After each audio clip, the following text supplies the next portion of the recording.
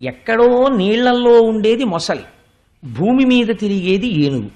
ఏనుగు ఎప్పుడు నీళ్లల్లోకి వెళ్ళి అక్కడ నీళ్లలో ఉండవలసిన అవసరం ఏనుగుకు ఉండదు. అది ఉభయచరం కాదు, అది తాబేలు కాదు, కప్ప కాదు, భూమి మీద నీటిలో కూడా ఉంటుంది అనడానికి. అది ఎక్కువ భూమి మీదే తిరుగుతుంది. ఏనుగు బలమంతా దేని మీద అంటే భూమి మీదే. నీటిలో ఏనుగు బలహీనత ఎందుకో తెలుసా అండి? దాని శరీరమే దానికి బలహీనత. కాలు జారిందనుకోండి, ఏనుగు మళ్ళీ కాలుని ఊంచుకోవడం చాలా కష్టం అవుతుంది బరువు మీద. అట్లాంటిది అసలు నీళ్లలోకి ఎందుకు వెళ్ళింది? మొసలి భూమి మీదకి వచ్చింది అనుకోండి, 10 యోజనాలు విసిరేస్తుంది ఏనుగు మొసల్ని తొండం పెట్టి. అంత బలం ఏనుగుది, స్వస్థానం భూమి. అటువంటి భూమి మీద ఉండవలసిన ఏగు నీటిలోకి ఎందుకు వెళ్ళింది అసలు? ఒకవేళ వెళ్ళింది, వెడితే మొసలి పట్టుకుంది. సహజమది అరణ్యంలో ఒక ప్రాణి ఇంకొక ప్రాణిని తినేస్తుంది. అరణ్యంలో ఈ క్షణంలో భరతఖండంలో ఎన్ని అరణ్యాల్లో ఎన్ని బలహీనమైన మృగాల్ని ఎన్ని బలవత్తరమైన మృగాలు తినేస్తున్నాయో, అది మృగన్యాయం తింటే ఎలాగా? దానికి మనుష్యులు చెయ్యట్లేదా ప్రార్థన?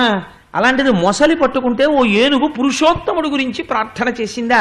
ఆ మాట చూడండి, పరీక్షిత్ అడగడం, పురుషోత్తముచే ఆరాటమిట్లు మానెను. ఒక పక్క మొసలి కొరికేస్తుంటే పొందుతున్నటువంటి బాధకి ఇది ప్రార్థన చేస్తే పురుషోత్తముడు వచ్చాడా శ్రీ మహావిష్ణువు. ఆరాటమిట్లు మానెను ఘోరాటవిలోని భద్రకుంజరమునకొన్. ఎక్కడో ఘోరమైనటువంటి అరణ్యంలో ఉన్నటువంటి బ్రహ్మాండమైన ఏనుక్కి ఎలా తీరిందయ్యా ఆరాటం? ఇది ఎలా జరిగింది? అలా మీరు 2 వాక్యాల్లో చెప్తే నా మనసు తృప్తి పడదు. బీడువారిపోయినటువంటి భూమి మీద వర్షం ఒక 5 నిమిషాలు పడి వెళ్ళిపోతే బాగుంటుందా? 2 గంటలు కురియాలి.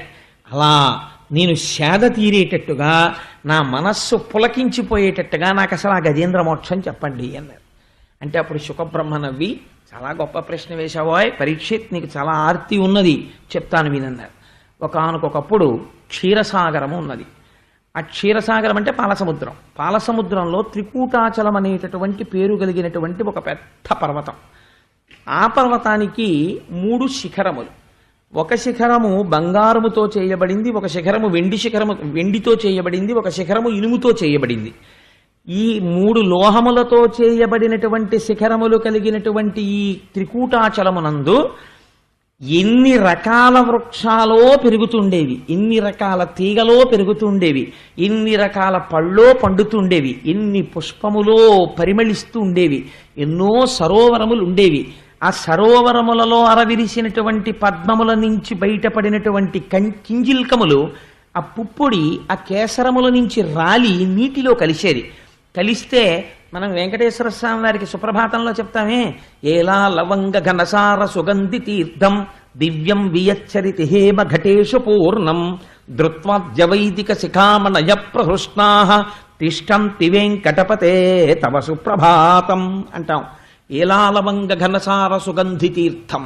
స్వామి నువ్వు తాగుతావని అర్చక శిఖామణులు స్నానం చేసి ఊపిరి తగలకుండా బట్ట కట్టుకుని యాలుకల యొక్క గుండ కలిపినటువంటి నీటిని మంచి తీర్థం తయారు చేసి అక్కడ పెట్టారు. దివ్యం వియచ్చరితి హేమ ఘటేషు పూర్ణం, బంగారు పాత్రలతో అక్కడ పెట్టారు. ఈశ్వర నిద్రలేచి ఆ పానీయమును సేవించు అంటారు. అలా అక్కడ ఉన్నటువంటి సరోవరాల్లో నీరు తాగుదామని ఎవరైనా విడితే ఆ ఒడ్డున ఉన్నటువంటి చెట్లు ఇలా నీళ్ల మీదకి వంగి అనేకమైనటువంటి ఫలములు పండి ఉండేవిట. ఆ చెట్ల యొక్క పళ్ళన్నీ కోసేవాళ్ళు లేక పక్షులు వాలి కొడితే వాటిల్లో ఉన్నటువంటి రసాలన్నీ నీళ్లలో కలిసేవి. అరవిరిసినటువంటి పద్మాలు మా కాపవరంలో ఉంటాయి. మా కాపవరం అంటుంటాను నేను. సూర్యనారాయణ గారి కాపవరంలో ఆ శివాలయం పక్కన ఉన్న సరోవరంలో ఇంతంత ఎర్ర కలువలు పెంచారు వాళ్ళు. ఒక్కొక్క కలువ ఆ అమ్మవారి పాదాల మీద పెడితే 2 పాదాలని కమ్మేస్తుంది. ఒకవేళ కోనేట్లో ఉంటే రేపు లక్ష్మీ పూజకి తెప్పించండి అమ్మా కొన్ని కలువలు. అందుకని ఆవిడ పద్మముల చేత పూజింపబడే తల్లి కదా. ఆ ఎర్రటి పద్మములు ఎలా ఉంటాయో అలా ఆ పద్మములలో ఉండేటటువంటి పుప్పొడి నీటిలో పడి యాలుక నీరు ఎలా ఉంటుందో అటువంటి నీరు. ఇంకంతకన్నా నేను ఉపమానం చెప్పలేను, ఎందుకంటే పుప్పొడి కలిపిన నీరు ఎవరు తాగారు గనక. అందుకని అంత సుగంధభరితములైనటువంటి జలములతో ఉండేవి. ఒక జాతి జంతువులు కావు, ఎన్నో రకాలైనటువంటి జంతువులు అక్కడ ఉండేవి. అయితే ఆశ్చర్యకరమైన విషయం ఏమిటంటే, సాధారణంగా అరణ్యం గురించి చెప్తే అరణ్యంలో అందం చెప్పాలంటే నెమలిని చెప్తారు, నడక చెప్పాలంటే హంసని చెప్తారు, పరాక్రమం చెప్పాలంటే సింహాన్ని చెప్తారు. ఇక్కడేవి చెప్పారంటే ఏనుగులు చెప్పారు. ఈ కథలో అన్నారు పోతన గారు, తలగవు కొండలకైనను మలగవు సింగములకైన మార్పును కరిమిన్ గలగవు పిడుగులకైనను ఇలబల సంపన్న వృత్తి ఏనుగు గున్నల్. ఏనుగు గున్నల్ అంటే గొన్న ఏనుగులు, మంచి వయస్సులో ఉన్నాయివి. అవి పెద్ద పెద్ద మందల కింద వెళ్ళిపోతుండేవి. అవి గుహల్లోంచి బయటికి వచ్చి మందలు వెళ్ళిపోతుంటే చీకట్లు వచ్చాయా అన్నట్టుగా ఉండేవి. అంత నల్లటి ఏనుగులు. ఆ ఏనుగుల గుంపు ఎలా వెళ్ళేవంటే అవి తలగవు కొండలకైనను, ఒకవేళ ఎక్కడైనా పర్వతాలు అడ్డొస్తే పర్వతాన్ని దాటి మేము వెళ్ళడం ఏమిటి, మాకు అవమానం అని అన్నీ కలిపి పర్వతాన్ని తమ కుంభస్థలంతో బదలగొట్టేసేవి. బద్దలు కొట్టి దాటేవి తప్ప కొండెక్కి దిగేవి వాటికి అవమానమని.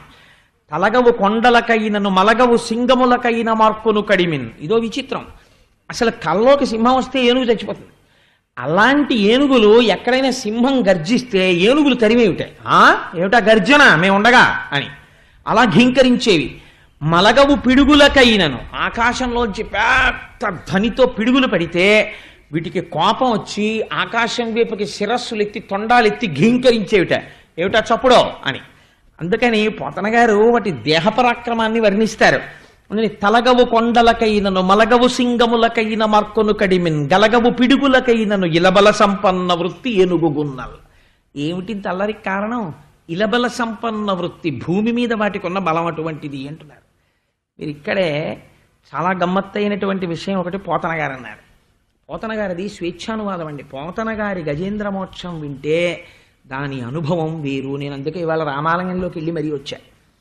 ఎందుకంటే ఇందులో కొన్ని పద్యాలు రామచంద్రమూర్తి రాశారు, పోతన గారు కూడా రాయలేదు.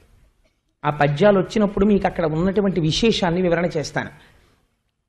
ఎంత చిత్రమైనటువంటి విషయం జరిగేదంటే, ఆ ఏనుగులు నడిచొస్తుంటే పులుల మొత్తంబులు పొదరిండ్లలో దూరు ఘోరభల్లు కముల్ గుహల చొచ్చు భూదారములు నేల బొరియలలో దాగు. అసలు ఇలాంటి సన్నివేశం ప్రపంచంలో ఎక్కడైనా ఉంటుందండి? హరిదంతములకేగు హరిణ చెయ్యం మహిష సంఘంబులు మడుగులలో సొచ్చు గండశైలంబుల కపుల ప్రాకు. ఆ తర్వాత నీలకంఠంబులు నింగికెగయు వాల్మీకములు సొచ్చు వనభుజంగంబులు వెరచి చామరీ మృగంబులు వీచువాల చామరముల విహరణ శ్రమమువాయ భయత పరిహేల విహరించు భద్రకరుల గాలి సోకిన మాత్రాన జాలినుంది. పోతన గారికే చెల్లి పద్యం రాయడం. ఆయన అన్నారు, పులుల మొత్తంబులు పొదరిండ్లలో దూరు. ఒక పులి మిగలదుట అరణ్యంలో, ఆ ఏనుగులు బయటికి వస్తే అవి అలా ఘీంకరిస్తూ పెడతాయి. పులుల మొత్తం పొదరిళ్లలోకి పారిపోతాయిట. ఘోర భల్లూకముల్ గుహల సొచ్చు, ఘోరమైన భల్లూకాలన్నీ గుహల్లోకి పారిపోతాయిట. భూదారములు నేల బొరియలలో దాగు, అడవి పందులు భూమిలో గోతులు తీసుకుని వెంటనే గోతిలోకి దూరిపోతాయిట. హరిదంతములకే గుహరిణ చెయ్యము, దిక్కులు ఎక్కడ వరకు ఉన్నాయో అంత చివరి వరకు పరిగెత్తుకుంటూ పారిపోతాయిట జింకలు లేళ్లును. హరిదంతములకే హరిణ చెయ్యము మహిష సంగంబులు మడుగులలో సొచ్చు. నిజంగా మరి పోతన గారు ఎలా అనుభవించాడో మహానుభావుడు. పల్లెటూళ్ళలో ఉన్నాడు కాబట్టి దున్నపోతు నీటిలో స్నానం చేస్తే ఓ పట్టాన పైకి రాదు, గేదికని. ఆవు అసలు వెళ్ళనే వెళ్ళదనుకోండి, అందులో పడుకుని ఏదో సబ్మెరైన్ పైకి తేలినట్టు మొహం కూడా పెట్టేసి వీపోటే కనపడుతుంటుంది, అలా మునిగుంటుంది అది. అందుకని దానికి భయం వేస్తే మహిష సంగంబులు మడుగులలో సొచ్చు, ఏనుగు నీళ్లలోకి వెళ్ళదు. అందుకని దున్నపోతు నీళ్లలో దూరిపోయిందిటే. గండశైలంబుల కపుల ప్రాకు, కోతులు అవి పెద్ద పెద్ద రాళ్ళు ఎక్కడుంటే రాళ్ల మీదకి ఎక్కేసి అక్కడ కూర్చుని చూస్తున్నాయి వస్తున్న ఏనుగుల్ని. గండశైలంబుల కపుల ప్రాకు వాల్మీకముల సొచ్చు వన భుజంగంబులు, పెద్ద పెద్ద పావులు భయపడిపోయి గబగబగబగబా ఎక్కడ కనపడితే అక్కడ పుట్టల్లోకి పారిపోయేవిట. నీలకంఠంబులు నింగికెగయు, నెమలి సాధారణంగా ఎక్కువ పైకి ఎగరదు. దానికి ఎందుచేత అంటే వెనకాల ఉండేటటువంటి ఆ పుచ్చము చాలా పెద్దది ఉంటుంది. అందుకని ఏదో మహా ఎగిరితే ఓ చెట్టు మీద వరకు ఎగురుతుంది. నెమలి ఆకాశం మీదకి ఎగిరిపోయింది. అంటే భయంతో ఉన్నవాడు 80 ఏళ్ల ముసలాయనే గేది పొడిచింది అనుకోండి దూకేస్తాడు. ఎక్కడి నుంచి వచ్చింది బలం అంటే భయంలోంచి వచ్చింది. అందుకని నీలకంఠంబులు నింగికెగయు, నెమళ్ళు ఆకాశంలోకి ఎగిరిపోయేట. నీలకంఠంబులు నింగికెగయు. అసలు ఆశ్చర్యకరమైనటువంటిది ఏమిటో తెలుసా అండి ఆ పద్యంలో?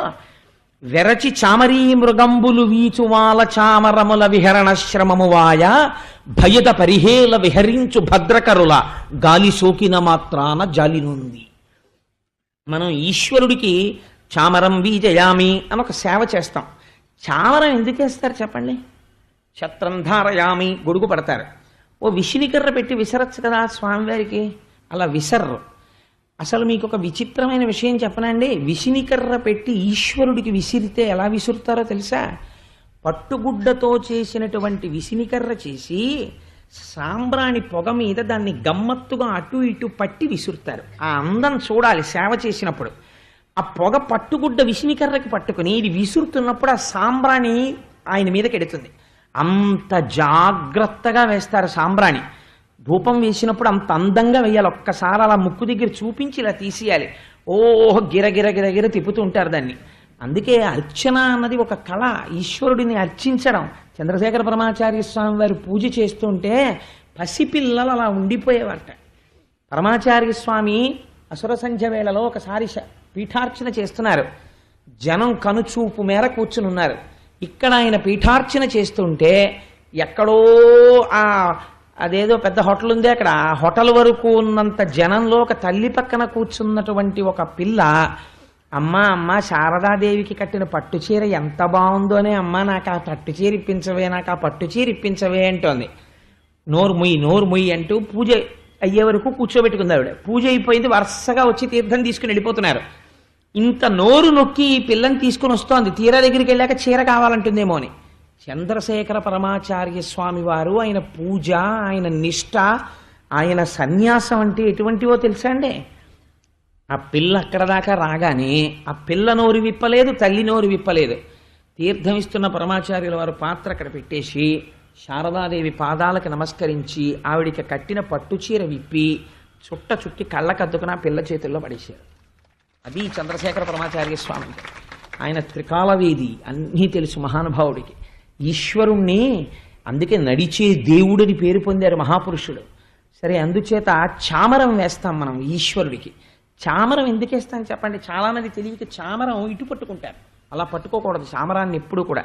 చామరం ఒకళ్ళు వేసి ఒకళ్ళకి ఇవ్వవలసి వస్తే దాన్ని పిడి పట్టుకునే హ్యాండిల్ పక్క వాళ్ళకి ఇవ్వాలి తప్ప చామరం తాలూకా వెంట్రుకల్ని పట్టుకోకూడదు. అవి వెంట్రుకలు. చామరీ మృగము అనబడేటటువంటి మృగము యొక్క వెంట్రుకలవి. అవి చిత్రం ఒకటి ఉంటుంది ఆ చామరీ మృగానికి. దాని వెంట్రుకలతో చామరం చేసి ఈశ్వరుడికి ఇలా వేస్తే ఎంత అలసిపోయిన వాడైనా సరే ఆయన అలసటంతా పోతుంది ఒక్క చామరీ మృగం వెంట్రుకలతో విసిరితే. అందుకే ఈశ్వరుడికి సేవలన్నిటిలో గొప్ప సేవ ఏదో తెలుసా అండి? చామరం వీజయామి. ఆ చామరం వేయడమే గొప్పది. అంత అందంగా వెయ్యాలి ఆ చామరం వేసినప్పుడు. అందుకే అది ఇలా తగిలితే చాలు గాలి, కొన్ని కోట్ల జన్మల పుణ్యం. ప్రతి ఇంట్లో చామరం ఉండాలి అసలు. సరే, అందుచేత ఇక్కడ ఏనుగులకి చామరం ఎలా వేశారో తెలుసా అండి? అవి భయద పరిహేల విహరించు భద్రకరుల గాలి సోకిన మాత్రాన జాలినుంది. చామరీ మృగం వెంట్రుకల గాలి సోకితే ఈశ్వరుడి కలతట తీరుతుంది. ఈ ఏనుగుల యొక్క విహారం చూసి వీటి భయంకరమైనటువంటి ఆ విహారము యొక్క గాలి సోకగానే ఏనుగులన్నీ నిలబడితే చామరీ మృగాలన్నీ వచ్చి వాటి చుట్టూ నిలబడి వాటి తోకలెత్తి, వాటి తోకలకుంటాయి వెంట్రుకలు, ఆ తోకలతో వాటికి విసిరేవిట. వెరచి చామరీ మృగంబులు వీచువాల చామరముల తమ తోకలనే చామరాలతో విసిరేవిట. ఎంత గొప్ప సేవలు అందుకున్నాయో చూడండి ఆ ఏనుగులు. మరి అటువంటి ఏనుగులకి అధినాయకుడు ఒక ఆయన ఉండేవాడు. మరి ఆయన ఎంత గర్వంగా ఉంటాడండి ఇంకా ప్రపంచంలో. ఇలాంటి స్థితి అయితే ఏమండి మీరు ప్రారంభించేటప్పుడు మన కథ అన్నారు, మరి ఏనుగు కథ చెప్తున్నారు కదా అని మీకు అనుమానం రావచ్చు. మన కథ అని ఎలా నిరూపించవచ్చు అంటే, క్షీరసాగరంలో త్రికూటం ఉంది. క్షీరసాగరం అంటే ఈశ్వరుడు. ఈశ్వరుడు ఎక్కడున్నాడు? ఇక్కడే. నీవారసౌకవత్తన్వి పీతాభాస్వత్యనూపమ. రోజు చెప్తున్నాం కదా, ఇక్కడే ఉన్నాడు ఈశ్వరుడు హృదయ గుహలో. ఇక్కడ ఉన్నటువంటి ఈశ్వరుణ్ణి ఆధారం చేసుకుని ఈ శరీరం అంతా ఉంది. ఇదే త్రికూటాచలం. దీనికి 3 శృంగములు ఉన్నాయి, 3 కొమ్ములు. అవే బంగారు శిఖరము, వెండి శిఖరము, ఇనప శిఖరము. ఇవే సత్వగుణము, రజోగుణము, తమోగుణము. సత్వగుణం ఉన్నప్పుడు కాస్త భక్తిగా ఉంటాడు, ప్రశాంతంగా ఉంటాడు. రజోగుణం ఉన్నప్పుడు కోరికలతో ఉంటాడు. తమోగుణం ఉన్నప్పుడు నిద్రపోతూ ఉంటాడు. కాబట్టి ఈ 3 గుణాలు, లేదా జాగృత స్వప్న సుషుప్తి 3 అవస్థలు, ఈ 3 అవస్థలతోటి తిరుగుతూ ఉంటాడు. ఎప్పుడు ఈ 3 శిఖరాల మీద తిరుగుతూ ఉంటాడు. ఇక్కడే ఎన్నో ఉద్యానవనాలు, సరోవరాలు, పద్మకింజిల్కాలు, పళ్ళు, చిలకల కొట్టడాలు, అంటే భోగాలన్నీ ఇక్కడే ఉన్నాయి. మామిడికాయలు వచ్చేటప్పటికి ఆవకాయ ఎట్టుకుందామా, మాగాయ ఎట్టుకుందామా, తొక్కుడు పచ్చడి ఎట్టుకుందామా, నూపిండి ఆవకాయ ఎట్టుకుందామా, కాయ ఆవకాయ పెట్టుకుందామా. ఒక్క నాలుక రుచి కోసం ఒక మామిడికాయని ఎన్ని రకాలుగా మారుస్తారో చూడండి. ఎక్కడి నుంచి వచ్చాయి అవన్నీ బయట లేవు, ఇక్కడ ఉన్నాయి ఆ కోరికలన్నీ. అందుకని భోగస్థానములన్నీ ఇక్కడ ఉన్నాయి. ఇవి తృప్తి పడితేనే తృప్తి. అందుచేతనే ఇక్కడ ఈ త్రికూటాచలంలోనే అన్నీ ఉన్నాయి. ఇది తిరుగుతున్నవాడు ఎవరు? జీవుడు తిరుగుతున్నాడు.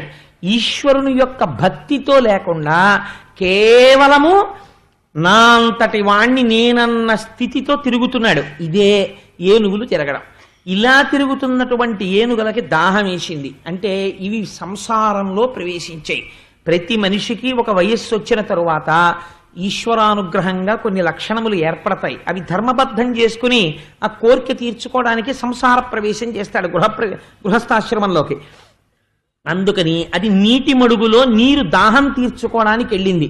గృహస్థాశ్రమంలోకి వెళ్ళిన వాడు ఎందుకు వెళ్ళాలి గృహస్థాశ్రమంలోకి అంటే ధర్మపత్నిని పొందుతున్నాడు. ఇద్దరూ కలిసి ధార్మిక కార్యక్రమాలు చేసి ఈయన్ని ఆవిడ తరింప చేసుకోవాలి. కర్దమ ప్రజాపతి దేవహూతిలాగా. కానీ ఈయన ఏం చేస్తాడో మీరు ఎదర చూద్దరు కానీ. అందుకని ఇప్పుడు ఏనుగులన్నీ ఏం చేశాయి? బయలుదేరి వెళ్ళిపోతున్నాయి. పోతన గారు అన్నారు, ఈయనొక్కడు దారి తప్పాడు కొన్ని ఏనుగులతో అన్నారు. ఎందుకు దారి తప్పాడు? మరి రోజూ తిరుగుతున్న అరణ్యమే కదా అన్నారు. ఎందుకు దారి తప్పాడో మేము చెప్తాను చూడండి అన్నారు వ్యాసుల వారు. ఆ ఏనుగు రాజు, దానికి భార్యలు ఎంతమందో తెలుసా అండి? కొంచెం జాగ్రత్తగా వినండి మీరు ఆ సంఖ్య. ఆ ఏనుగు యొక్క భార్యల సంఖ్య 10 లక్షల కోట్లు. అంతమంది భార్యలు పరివేష్టించున్నారు ఆ ఏనుగుని. ఆ ఏనుగుకి భార్యలంతమంది ఉంటే ఇంకా బంధువులును అయినవారు, స్నేహితులు, రాజు కాబట్టి పరివారము, వీళ్ళు ఎంతమంది ఉండుంటారో మీరు ఆలోచించండి. జీవుడు ఒక్కడే ఎంతమంది భార్యలు, ఎన్ని శరీరాలు ఎత్తాడో లేరు. 10 లక్షల కోట్ల మంది భార్యలు. ఇంతకు ముందు కుక్కగా ఉన్నప్పుడు ఆడకుక్క నా భార్య, ఇంతకు ముందు నేను బావురు పిల్లిగా ఉన్నప్పుడు ఆడపిల్లి నా భార్య.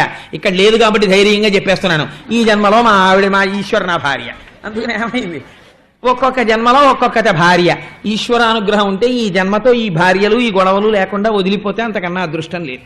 అందుకని ఏమైంది, కాబట్టి 10 లక్షల కోట్ల మంది భార్యలు, ఇంతమంది భార్యలు, ఇంత పరివారంతో తిరుగుతున్నాడు. వీళ్ళందరూ నా వాళ్ళు, నన్ను రక్షిస్తారంటున్నాడు. వీళ్ళేం చేస్తున్నారు? ఆదమరిపిస్తున్నారు. ఎలా మరిపిస్తున్నారో తెలుసా అండి? కొంతమంది వెళ్ళి తామర పువ్వులు తీసుకొచ్చి ఆయన మీద పెట్టారట. పెడితే ఇప్పుడు ఆయనకి ముందు నీళ్లు పోశారు. ఎక్కడి నుంచో కాసిన అక్కడ దొరికినటువంటి నీళ్ళట్టుకొచ్చి పోశారు.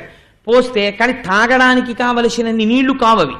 ఆ నీళ్లు పోస్తే ఆయన నీటితో కూడినటువంటి సెలయేళ్లు ప్రవహిస్తున్న పర్వతంలా ఉన్నాడు. కొంతమంది అక్కడ ఇక్కడ పూసిన పువ్వులు తెచ్చి ఆయన మీద పెట్టారు. పువ్వులతో శోభిస్తున్న కొండలా ఉన్నాడు.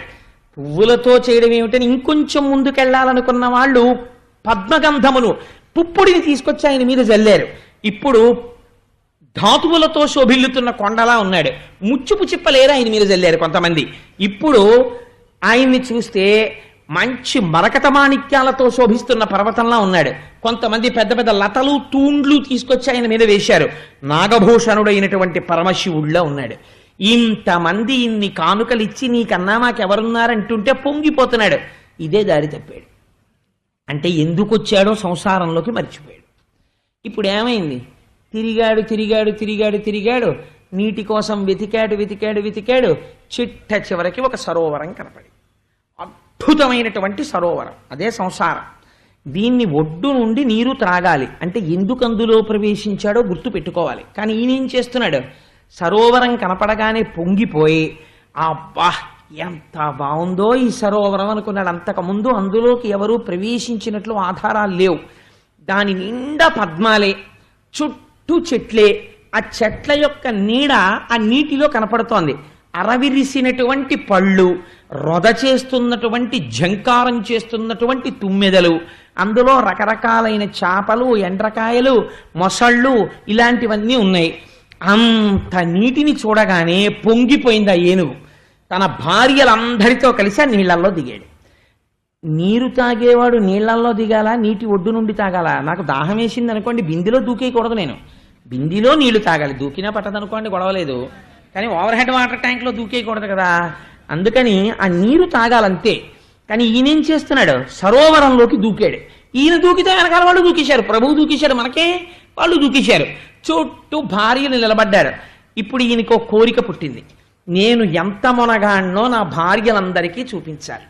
కాబట్టి ఏం చేశాట అంటే, ఇహలోకేంద్రుడు హస్తరంధ్రముల నీరెక్కించి పూరించి చండభ మార్గంబునకెత్తి నిక్కివడి నుడ్డాడించి పింజింప ఆ రభటిన్ నీరములోన పెల్లగసి నక్రగ్రాహపాటీనముల్ అభమందాడడు మీన కర్కటములన్ పట్టెన్ సురల్ మొరాన్పడన్.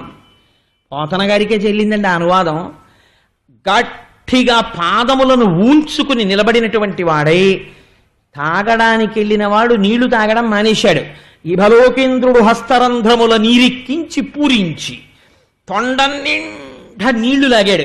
బోలెడని నీళ్లు వెళ్ళాయి. ఎలా లాగాడు, విపరీతమైన హార్స్ పవర్తో లాగేశాడు. ఒంట్లో ఓపిక ఉంది కదా మరి, అందుకని కండకావరం అంత నీరు లాగాడు.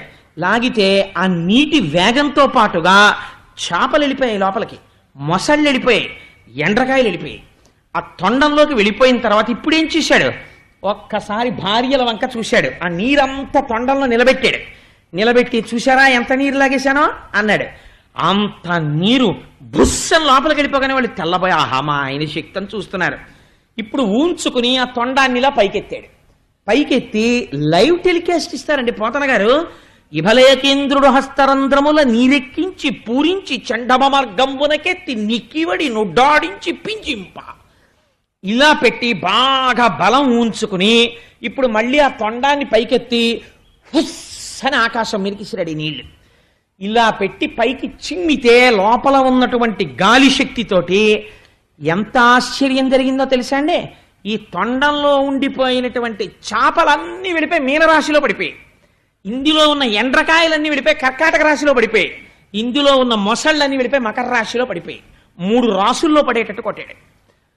ఇది చూసి దేవతలు ఆకాశంలో తిరుగుతున్న వాళ్ళు ముక్కున వేలేసుకుని ఉండిపోయారట. ఏమి ఏనుగురా, ఏం బలంరా ఇది అన్నారట.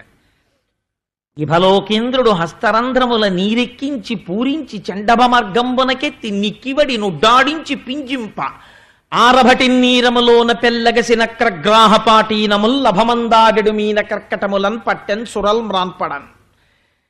ఇలా చేశాడు. ఆయన చుట్టూ ఉన్న వాళ్ళందరూ కూడా చాలా సంతోషపడిపోయారు. అబ్బో చూసావా మా ఆయన ప్రజ్ఞ అనుకున్నారు.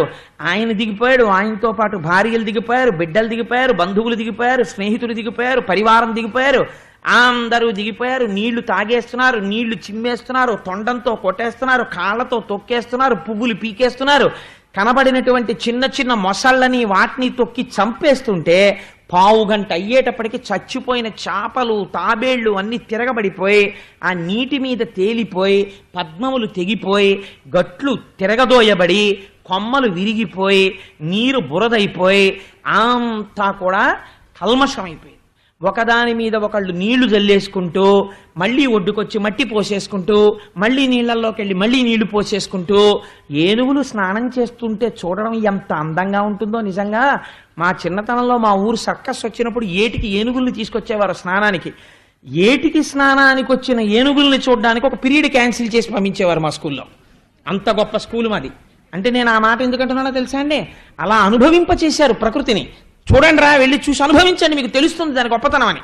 మేమందరం ఏటిగట్టెక్కి కూర్చుంటే ఆ ఏనుగులన్నీ వచ్చి ఏట్లో స్నానం చేసి ఘీంకారాలు చేసుకుంటూ ఆడుకుంటూ ఇసుక ఒడ్డుకొచ్చి ఇసుక తీసుకుని మళ్ళీ ఇలా పోసేసుకుని మళ్ళీ వెళ్ళి మళ్ళీ స్నానం చేసేసి ఆ ఒడ్డుకొచ్చి ఇలా పడుకుని అవి ఆడుకుంటుంటే గంటల గంటలు చూసి చీకటి పడిపోయిన తర్వాత ఆ మెళ్ళో గంటలు టాంగ్ టాంగ్ అని మోగుతూ మామటి వాళ్ళు హాయ్ హాయ్ అంటుంటే మళ్ళీ ఏనుగులన్నీ నడిచి వెళ్ళిపోతుంటే వాటి కాలు వంక చూసి వాటి గోళ్ళు వంక చూసి దాని తొండం వంక చూసి దాని వీపు వంక చూసి మేము పొంగిపోయి వచ్చేవాళ్ళం. ఎదర గజేంద్ర మోక్షం చెప్పాలని ఈశ్వరుడు ఏనుగుల్ని బాగా చూపించాడేమో నాకు. అందుకని అలా ఎంత సంతోషంగా ఉండేదో ఆ ఏనుగుల్ని చూస్తే. అంత అల్లరి, ఒకటా రెండా, కొన్ని కోట్ల కోట్ల ఏనుగులు ఇవి ఇంత అల్లరి చేస్తున్నాయి సరోవరంలో. ఇంత అల్లరి చేస్తుంటే ఇన్ని ప్రాణులు చచ్చిపోతుంటే ఒకరు చూశారట. ఎవరు వారు?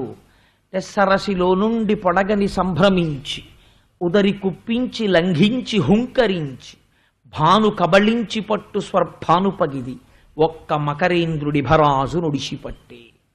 పోతన గారు ఒక అద్భుతమైన సామ్యం వేసేశారు.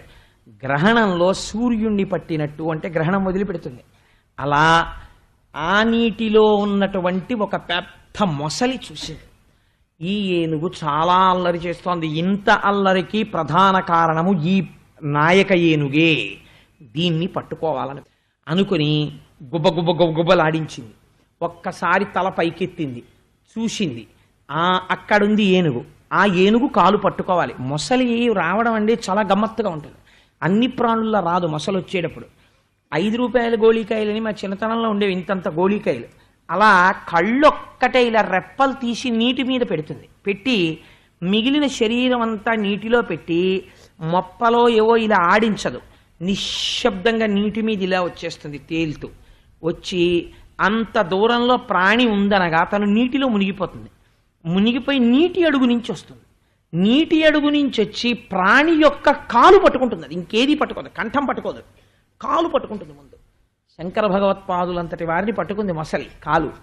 అందుకని ఆ కాలు పట్టుకుంటుంది. పట్టుకోగానే అయిపోయినట్టే. ఇంకా నీటిలో మొసలి కాలు పట్టిందా, ఎంత బలమైన ప్రాణి అయినా సరే ఇహ కథలతో అంత గమ్మత్తుగా చూసింది అది. అందుకని ఎంత వర్ణన చేశారో చూడండి పోతన గారు. గుబగుబలాడించి ఫూత్కారం చేసి నీటిని జిమ్మి తోక కొట్టి దూరం నుంచి చూసి నీటిలో మునిగి దాని కాలు ఎక్కడుంటుందో ఊహ పట్టి సరసిలో నుండి పొడగని సంభ్రమించి ఉదరి కుప్పించి లంఘించి హుంకరించి భాను కబళించి పట్టు స్వర్భానుపగిది ఒక్క మకరేంద్రుడి భరాజు నుడిసిపట్టే.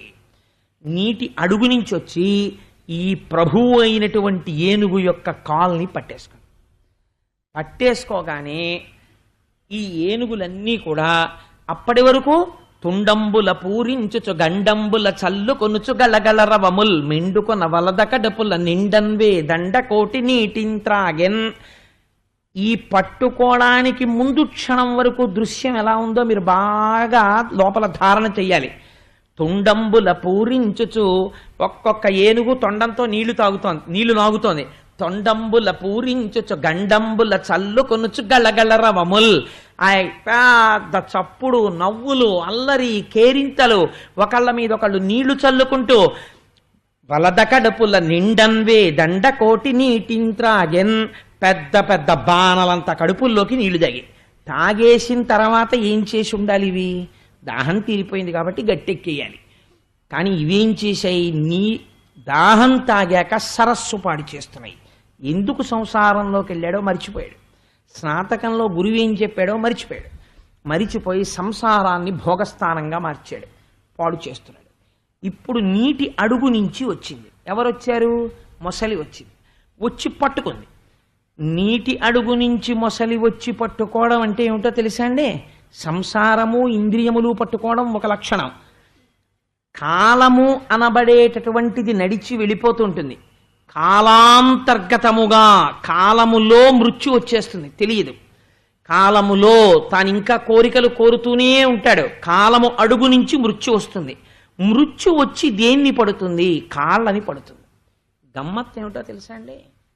ఆఖరణ మనిషికి ఒక సంస్కారం ఉంటుంది, దాన్ని అంత్యేష్టి సంస్కారము అంటారు.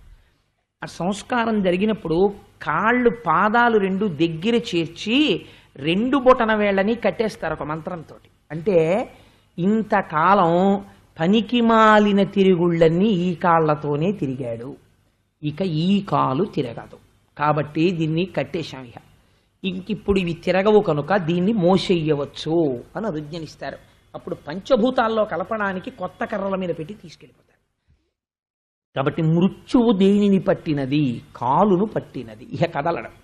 అనారోగ్యం వచ్చేసి జబ్బడిపోయి ఇంటెన్సివ్ కేర్ యూనిట్లో ఉన్నవాడు క్యాంప్ వెళ్ళాలో లేకపోతే ఎక్కడికో వెళ్ళాలో అంటే పెడతాడేమిటి? ఇంకెళ్ళేది ఉండదు.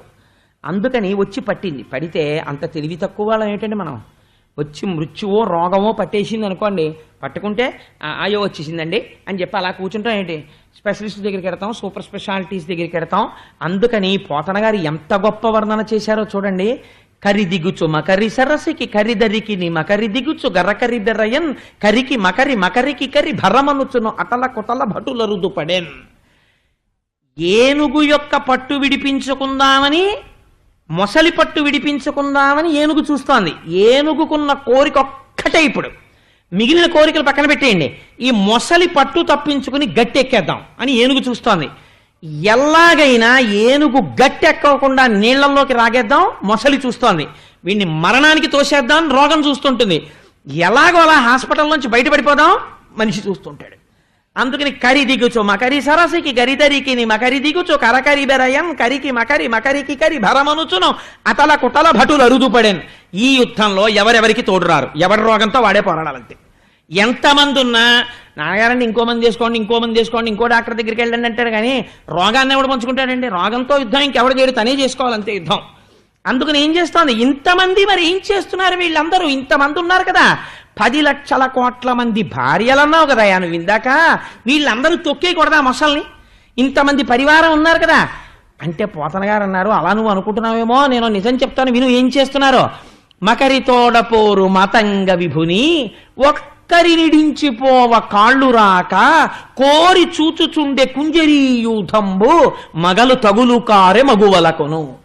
ఈ పద్యం ఒక్కటి రోజు స్మరణ చేసుకుంటే చాలండి, వైరాగ్యం వస్తుంది. ఎంత గొప్ప పద్యం చూడండి పోతన గారిది. మకరితోడ పోరు మాతంగ విభుని, ఆయన మాతంగ విభుడు, గొప్ప ఏనుగు. ఈయన నీళ్లలో ముందు యుద్ధం మొదలుపెట్టినప్పుడు ఒడ్డున చాలా మంది ఉన్నారు. కానీ వీళ్ళు ఏం చేశారంటే, వచ్చేస్తాడు మన రాజుగారు అని చెప్పి చూస్తున్నారు. రాజుగారు లాగండి లాగండి అన్నారు కొంతసేపు. వీడు పాపం అలా ఎన్నాళ్ళు యుద్ధం చేశాడో తెలుసా అండి? అలయక సొలయక వేసట నొందక కరి మకరితోడ నుడ్డండత రాత్రులు సంధ్యలు దినములు సలిపెం పోరువే యొక్క సంవత్సరముల్. ఆ ఏనుగు అలా ఆ మొసలితో ఎన్నాళ్ళు యుద్ధం చేసింది?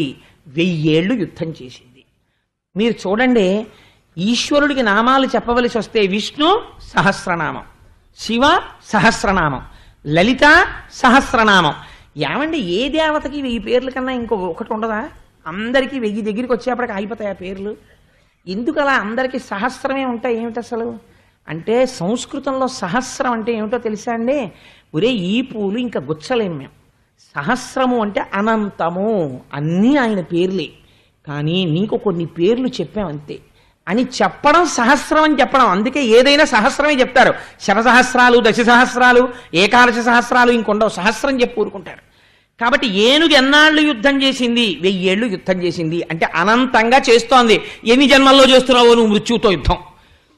ఎలా చేసింది అంటే, రాత్రులు సంధ్యలు దివసంబులు.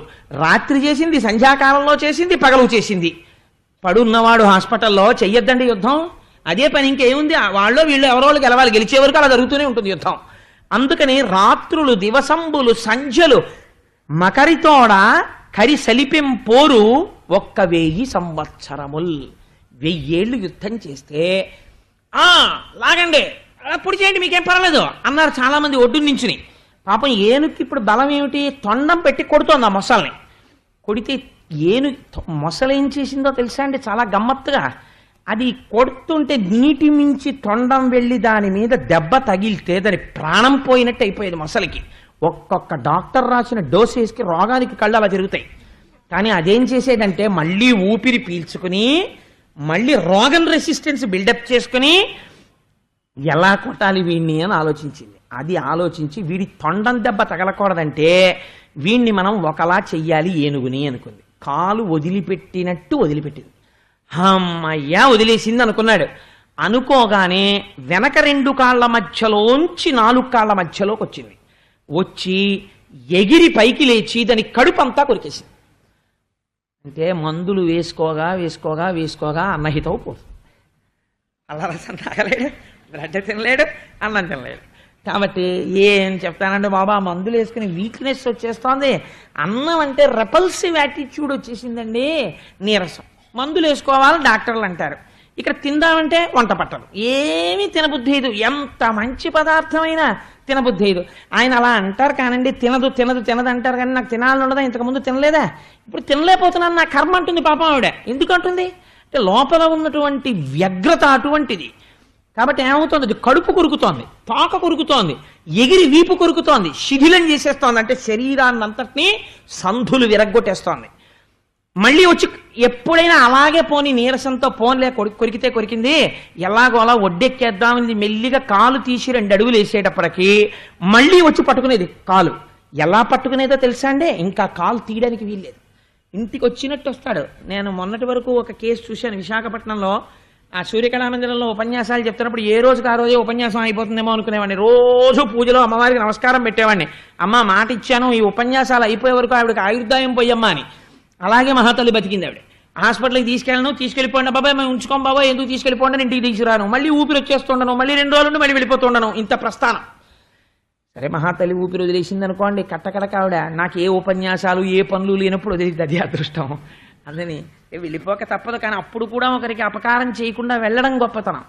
అందుచేత ఆ ఆశ్చర్యకరమైనటువంటి సంఘటన ఏం జరిగిందంటే, ఏనుగు ఇలా యుద్ధం చేస్తున్నప్పుడు ఒక చిత్రమైనటువంటి విషయం జరిగింది. తన దంతములు పెట్టి నొక్కుతోంది ఏనుగు, దొరకకుండా తప్పుకుంటోంది మొసలి. ఇలా యుద్ధం జరుగుతుండగా చాలామంది ఇప్పటి వరకు గట్టు మీద ఉన్నారు.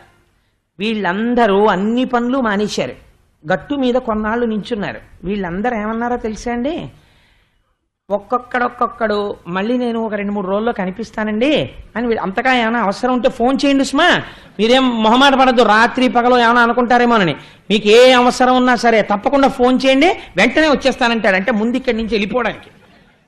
ఎందుకని ఎన్నాళ్ళు ఉంటాం సెలవు పెట్టుకుని, ఈయనేమో తేల్చడో అటో ఇటో, అదో గమ్మత్తైన మాట ఆయన చేతిలో ఉందండి. కళ్ళకి కట్టినట్టు చూపించారు లైవ్ టెలికాస్ట్, పోతన గారు నీకదేరా గజం అంటే అని. అందుకని ఏమంటారంటే వీళ్ళందరూ కొడుకు మాట్లాడే మాట అందరికన్నా చాలా గమ్మత్తుగా ఉంటుంది. అమ్మ నాకు ఈ మధ్యనే కదా అమ్మ ప్రమోషన్ వచ్చింది, ప్రొబేషన్లో ఉన్నాను, నీకు తెలుసు కదా అసలు సెలవు పెట్టకూడదు, మా బాస్కి ఏదో చెప్పి వచ్చేసానమ్మా, వారం రోజులు అని చెప్పాను, 15 రోజులు అయిపోయింది, 20 రోజులు అయిపోయింది, నెలలాళ్ళు అయిపోయింది, ఇంకా నాకు లీవ్ గ్రాంట్ అవ్వదు, ప్రమోషన్ కూడా పోతుందేమో, నాన్నగారు పాపం పెద్దవారు అయిపోయారు, మహానుభావుడు పెంచి పెద్ద చేశారు, ఇంతకన్నా ఏం చెయ్యాలైనా సరే, ఒకవేళ అంతకా ఏదైనా అయితే నాకు ఫోన్ చేయమా వెంటనే వచ్చి. అంతకా ఏమైనా అయితే అంటే ఏమిటండి, అంత అందమైన పడికట్టు మాటలు కొన్ని ఉంటాయి. అంటే వాడు వెగటుగా చెప్పలేక అంత గుంభనంగా మాట్లాడతాడు. మాట్లాడి అందరూ వెళ్ళిపోయారు. ఒరే ఇంతకు ముందు ఇంతమంది ఉన్నారా ఏనుగు వెనకాల, ఇప్పుడు ఎవరున్నారో తెలుసా, ఒక్క భార్యలే ఉన్నారు. ఎక్కడున్నారు వాళ్ళు, వాళ్ళు నీళ్ళల్లో దిగలేదు, వాళ్ళు లోపలున్న రోగంతో వాళ్ళు యుద్ధం చేయలేరు. ఆవిడేం చేస్తుంది, బత్తాయి రసం ఇస్తుంది, దానిమ్మ రసం ఇస్తుంది అంతే. ఈయన హాస్పిటల్లో ఉంటే మహాతల్లికి నేల మీద పడుకోకూడదు అన్నా సరే ఆ కొంగు వేసుకుని నేల మీద పడుకుంటుంది. పోతన గారు ఎంత నిర్దాక్షిణ్యంగా మాట్లాడారో చూడండి. మకరితోడపోరు మాతంగ విభుని ఒక్కడిని దించిపోవ కాళ్ళు రాక కోరి చూచుచుండే కుంజరీయూథంబు మగలు తగులు కారె మగువలకును. హాస్పిటల్లో ఈయనకి ఒంటి నిండా గొట్టాలు పెట్టి దవాళ్ళు లోపలికెళ్ళిపోయి కళ్ళు తేలేసేసి ఏదో తనలో తాను సంధి ప్రేలాపన పేలుకుంటూ అలా పడుంటే ఆ భార్య మాత్రం రక్షించలేక అలాగని తన సొంత అన్నగారు అమ్మాయి పెళ్ళి అవుతున్నా సరే వెళ్ళలేక క్యారేజీ తిని ఆ హాస్పిటల్లోనే పడుకుంటోంది. ఎందుకని అంటే బ్రహ్మముడి వేశారు కాబట్టి పెళ్లిలో, కాబట్టి ఉండవలసిందే. మకరితోడపోరు మాతంగ విభుని ఒక్కరిడిని దించిపోవ కాళ్ళు రాక కోరి చూచుచుండే కుంజరీయుధంబు మగలు తగులు కారె మగువలకును. అందుకని ఆడ ఏనుగులు మాత్రం చూస్తున్నాయి, మిగిలిన వాళ్ళ సంగతి నేను చెప్పక్కర్లేదు, వాళ్ళు వెళ్ళిపోయినట్టే లెక్క. ఇలా యుద్ధం చేస్తున్నాడు ఆయన పాపం ఇంత కష్టపడి. అయితే పోతన గారి యొక్క అనువాదంలో చాలా గొప్పతనం ఒకటి ఉందండి. ఆయన అన్నారు, మొసలి ఏనుగుని ఎలా పట్టుకుని ఉండిపోయిందంటే ఇంకా క్రమక్రమంగా ఏనుగు మొసలితో యుద్ధం చెయ్యడం ఆగిపోయింది, కానీ అది పడిపోవట్లేదు, ఇంకా నిలబడుంది. ఇప్పుడు ఈ ఏనుగు ఒంట్లో ఉన్న నెత్తురంతా కారిపోయే వరకు పళ్ళతో కటకటకటకట ఏనుగు యొక్క కాలు తినేస్తోంది మొసలి. ఎలా పట్టుకుందోట తెలుసా అండి, మొసలి పట్టుకి ఒక గమ్మత్తుంది, దాన్ని ఎవ్వడూ వర్ణించలేరు, వ్యాసుడు పోతన గారు తప్ప. నీటిలో తేలి ఉంటుంది, నీటిలో తేలి ఉన్నదాన్ని మీరు దేన్నైనా సరే ఇలా లాగేయచ్చు, తేలిక. ఒక్క మొసలి మాత్రం నీటిలో ఇలా తేలి అవతల ప్రాణిని ఇలా పట్టి అది తన దగ్గర నుంచి వెళ్లకుండా నీటి మీద ఉండి పట్టుకుంటుంది. ఆ శక్తి ఒక్క మొసలికే ఉంది. అది ఎలా పట్టుకుందంటేట, పాదద్వందము నేల మోపి పవనున్ బంధించి పంచేంద్రియోన్మాదంబున్ పరిమార్చి బుద్ధిలతకున్ మారాకు హత్తించి నిష్కేద బ్రహ్మపదావలంబన క్రియన్ ఈశ్వరు సేవించు మర్యాదం నక్రము విక్రమించకరి పాదాక్రాంత నిర్వక్రమై. ఎటువంటి పద్యం అండి నిజంగా. పోతన గారికి ఆ సమయంలో ఒక్కసారి ఎవరికైనా తప్పదు కదా అని ఈశ్వరుడు జ్ఞాపకానికి వచ్చి ఉంటాడు. ఎటువంటి ఉపమానం వేశారో చూడండి. పాదద్వందము నేలమోపి, ఆ మొసలి ఎలా పట్టుకుందంటేట కాళ్ళు నేల మీద పెట్టిందిట. పాదద్వందము నేలమోపి పవనున్ బంధించి, రక్తం తాగుతోంది అందుకని గాలి పీల్చట్లేదు. పవనున్ బంధించి పంచేంద్రియోన్మాదంబున్ పరిమార్చి. ఇలాంటి పని ఎవరు చేస్తారు? యోగి కూడా చేస్తాడు. అంటే కాళ్ళు పట్టుకుని నెత్తురు తాగి కాదు, భూమి మీద కూర్చుని కుంభకం చేసి ఊపిరి నిలబెట్టి ఇంద్రియాల యొక్క అలజడిని అరికట్టి బుద్ధిలతకు మరాకు హత్తించి, ఇప్పటి వరకు లోకమును చూసిన వాడు ఈశ్వరుడు యొక్క పాదములను ధ్యానములో దర్శనము చేస్తూ గట్టిగా పాదాలు పట్టుకుని ఉండిపోయినట్టుగా నిష్కేద బ్రహ్మపదావలంబన క్రియన్ వర్తించు యోగీశు మర్యాదం నక్రము విక్రమించ పాదాక్రాంత నిర్వక్రమై. యోగి పరమేశ్వరుడి పాదాలు ఎలా పట్టుకుంటాడో అలా కదలకుండా మొసలి ఏనుగు యొక్క పాదాన్ని పట్టుకుంది. ఎక్కడి ఉపమానం తీసుకొచ్చి ఎక్కడి ఏనుక్కేశారో చూడండి. ఇది పోతన గారి రచనా వైశిష్ట్యం అంటే. అలా పట్టుకున్నటువంటి ఏనుగు యొక్క ఆ మొసలి యొక్క పట్టు తప్పుకోలేక అప్పుడు ఆ ఏనుగు అనుకుంటుంది, పృథుశక్తిన్ గజమాజలగ్రహముతో పెక్కెండ్లు పోరాడి సంసిధిలంబై తన బలము వైరిలా ఉంచింతించి మిథ్యామనోరథం బింకేటికి దీని గల్వసరి పోలంజార వాదంచు ఇట్లనే పూర్వపుణ్యఫల దివ్యజ్ఞాన సంపత్తితోన్. అయ్యయ్యో, భూమి మీద ఉంటే నాకు బలం, నిష్కారణంగా నీళ్లలోకి ప్రవేశించాను. ఇప్పుడు ఈ నీళ్లలో ప్రవేశించిన తర్వాత నావారని నేను ఎవరిననుకున్నానో వాళ్ళందరూ వెళ్ళిపోయారు. నావారని నమ్మిన సంసారానికి కారణమైన వాళ్ళు ఒడ్డును నిలబడిపోయారు. ఒక్కతనే సరోవరంలో నిలబడిపోయాను. ఇప్పుడు నన్ను రక్షించే వాళ్ళెవరు అని ఆ ఏనుగంటుంది. నేను ఇతపూర్వం నానాయూధ సమూహములకున్ వనంబులో బహు సన్మానంబును పొంది దశలక్ష కోటి కరణీనాథుండనయ్యుండి మద్దానాంభ పరిపుష్ట చందన లతాంతఛాయలందుండలేక నీరాశ ఇటేల వచ్చితి భయం బిట్లో కదే ఈశ్వరా అంటుంది. 10 లక్షల కోట్ల మంది భార్యలకి అధినాథున్నా, ఒక అరణ్యంలో ఉన్నటువంటి కొన్ని కోట్ల ఏనుగులకి నేను నాయకున్నా. నేను ఎన్ని దానాలు చేశానో తెలుసా? నేను నాది కాదని చెప్పి చతుర్థీ విభక్తి వేసి దానాలు చేసినప్పుడు పోసినటువంటి నీళ్లకి నమః అని విడిచిపెట్టేసిన నీళ్లకి దానం చేసినప్పుడు ఆ నీటి చేత పెరిగినటువంటి చందనపు వృక్షాల తోటోటి ఏర్పడింది. అంటే ఎన్ని దానాలు చేశాడో చూడండి. ఆ చందనపు వృక్షాలకి తీగలు అల్లుకున్నాయి, పుష్పాల తీగలు. ఆ చందనపు చెట్ల కిందకి వెళ్ళి నిలబడితే చాలా ఎంత చల్లగా ఉంటుందో. ఇన్ని పుణ్యాలు చేసిన వాణ్ణి హాయిగా ఆ చందన వృక్ష లతాంతఛాయలందుండలేక నీరాశ ఇటేల వచ్చితి. అనవసరంగా నేను ఎందుకు వచ్చాను? నింద లేకుండా బొందిపోదు, 1,000,000 మంది వైద్యులు కూడి వచ్చిన కాని మరణమయ్యడి వ్యాధి మాన్పాలేరు. అప్పుడు వీడేదో ఒక నింద వస్తుంది, ఒక కారణం వస్తుంది. అప్పుడు అనుకుంటాడు, అయ్యో నేను అసలు ఎందుకు వెళ్ళాను అని బాధపడతాడు. అందుకని లతాంతఛాయలందుండలేక నీరాశ ఇటేల వచ్చితి. ఇవాళ నేను దారి మర్చిపోవడం ఏమిటి? రోజూ వెళ్లే సరోవరానికి వెళ్ళకపోవడం ఏమిటి? ఈ సరోవరానికి రావడం ఏమిటి? ఇక్కడికొచ్చి నేను నిలబడితే ఏనుగొచ్చి నన్ను పట్టుకోవడం ఏమిటి? ఈ ఏనుగు పట్టుకుంటే ఇవాళ నేను మరణావస్థని పొందడం ఏమిటి? నన్ను రక్షించేవాళ్ళు ఎవ్వరూ లేరా ప్రపంచంలో అని ఒక ఆలోచన వచ్చింది ఆయనకి. ఈ ఆలోచన రాగానే అప్పుడు జ్ఞాపకానికి వచ్చింది. పోతన గారు అన్నారు, ఇలా అందరికీ జ్ఞాపకం వస్తుందని నువ్వు అనుకుంటున్నావేమో పొరపాటు. అలా ఎందుకు వస్తుందో తెలుసా? అలా జ్ఞాపకం ఈశ్వరుడు ఎందుకు గుర్తొస్తాడో తెలుసా? ఇత పూర్వం తాను చేసిన పుణ్యము పూజ వల్ల జ్ఞాపకం వస్తాడు ఆ స్థితిలో.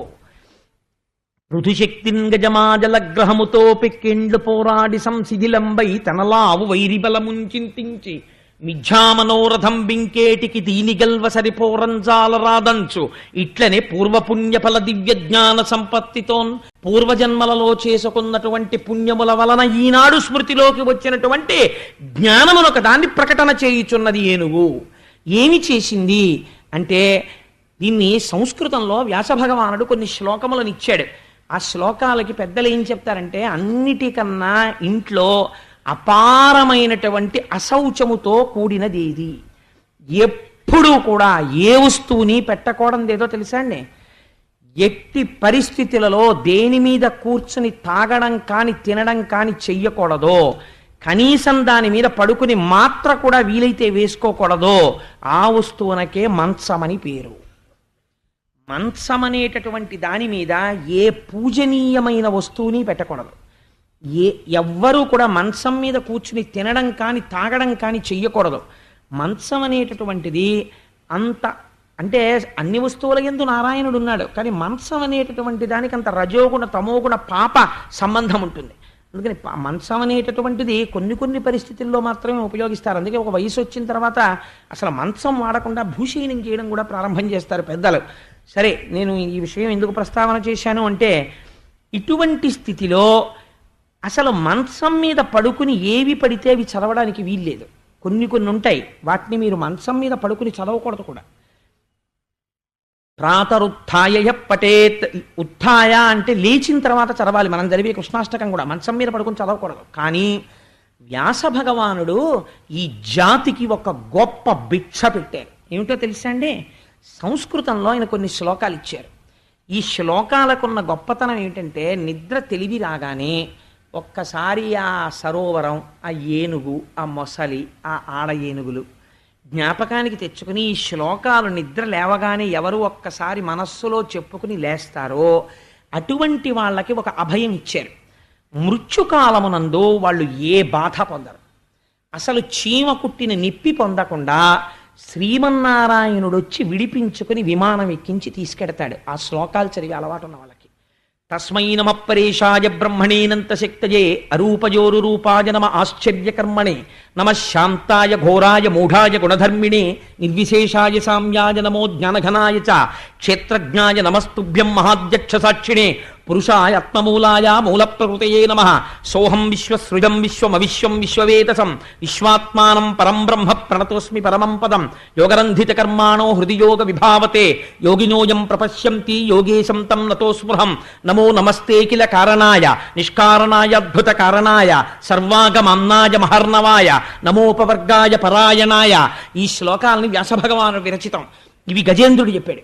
ఈ శ్లోకాల్లో చిత్రం ఏమిటో తెలుసా అండి, ఎవ్వరి పేరు ఆయన చెప్పలేదు.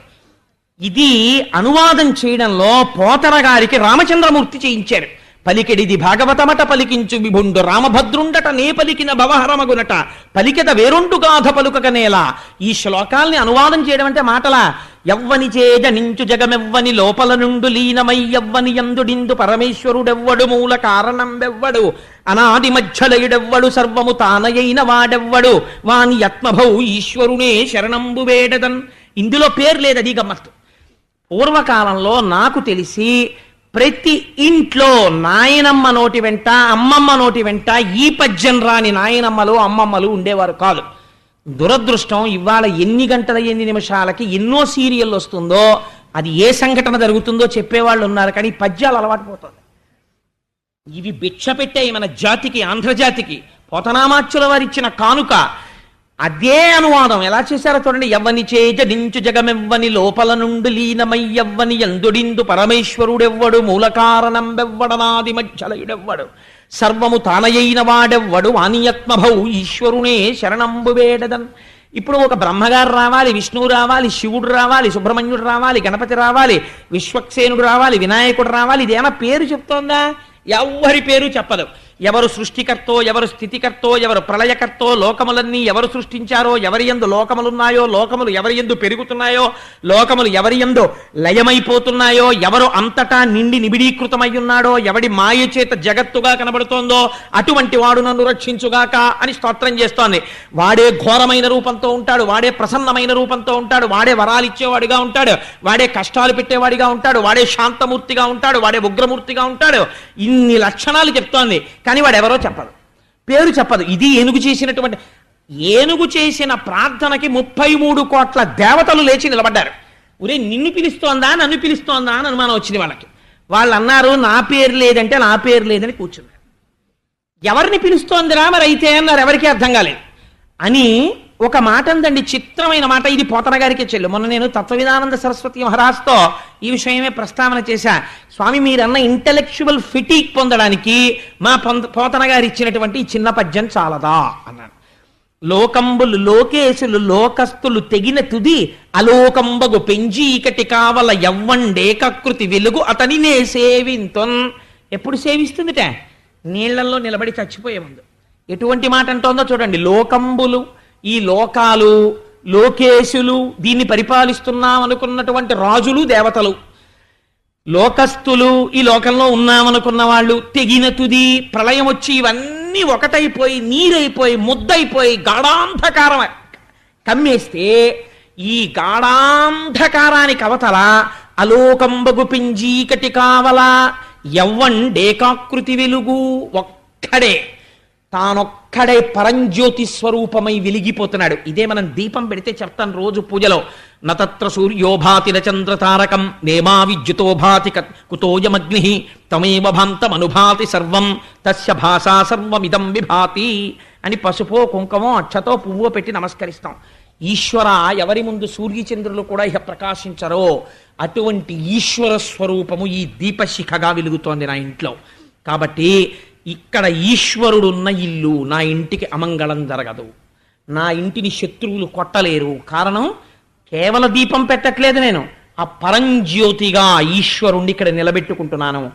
భావనామాత్ర సంతుష్టాయై నమః అని అమ్మవారికి పేరు.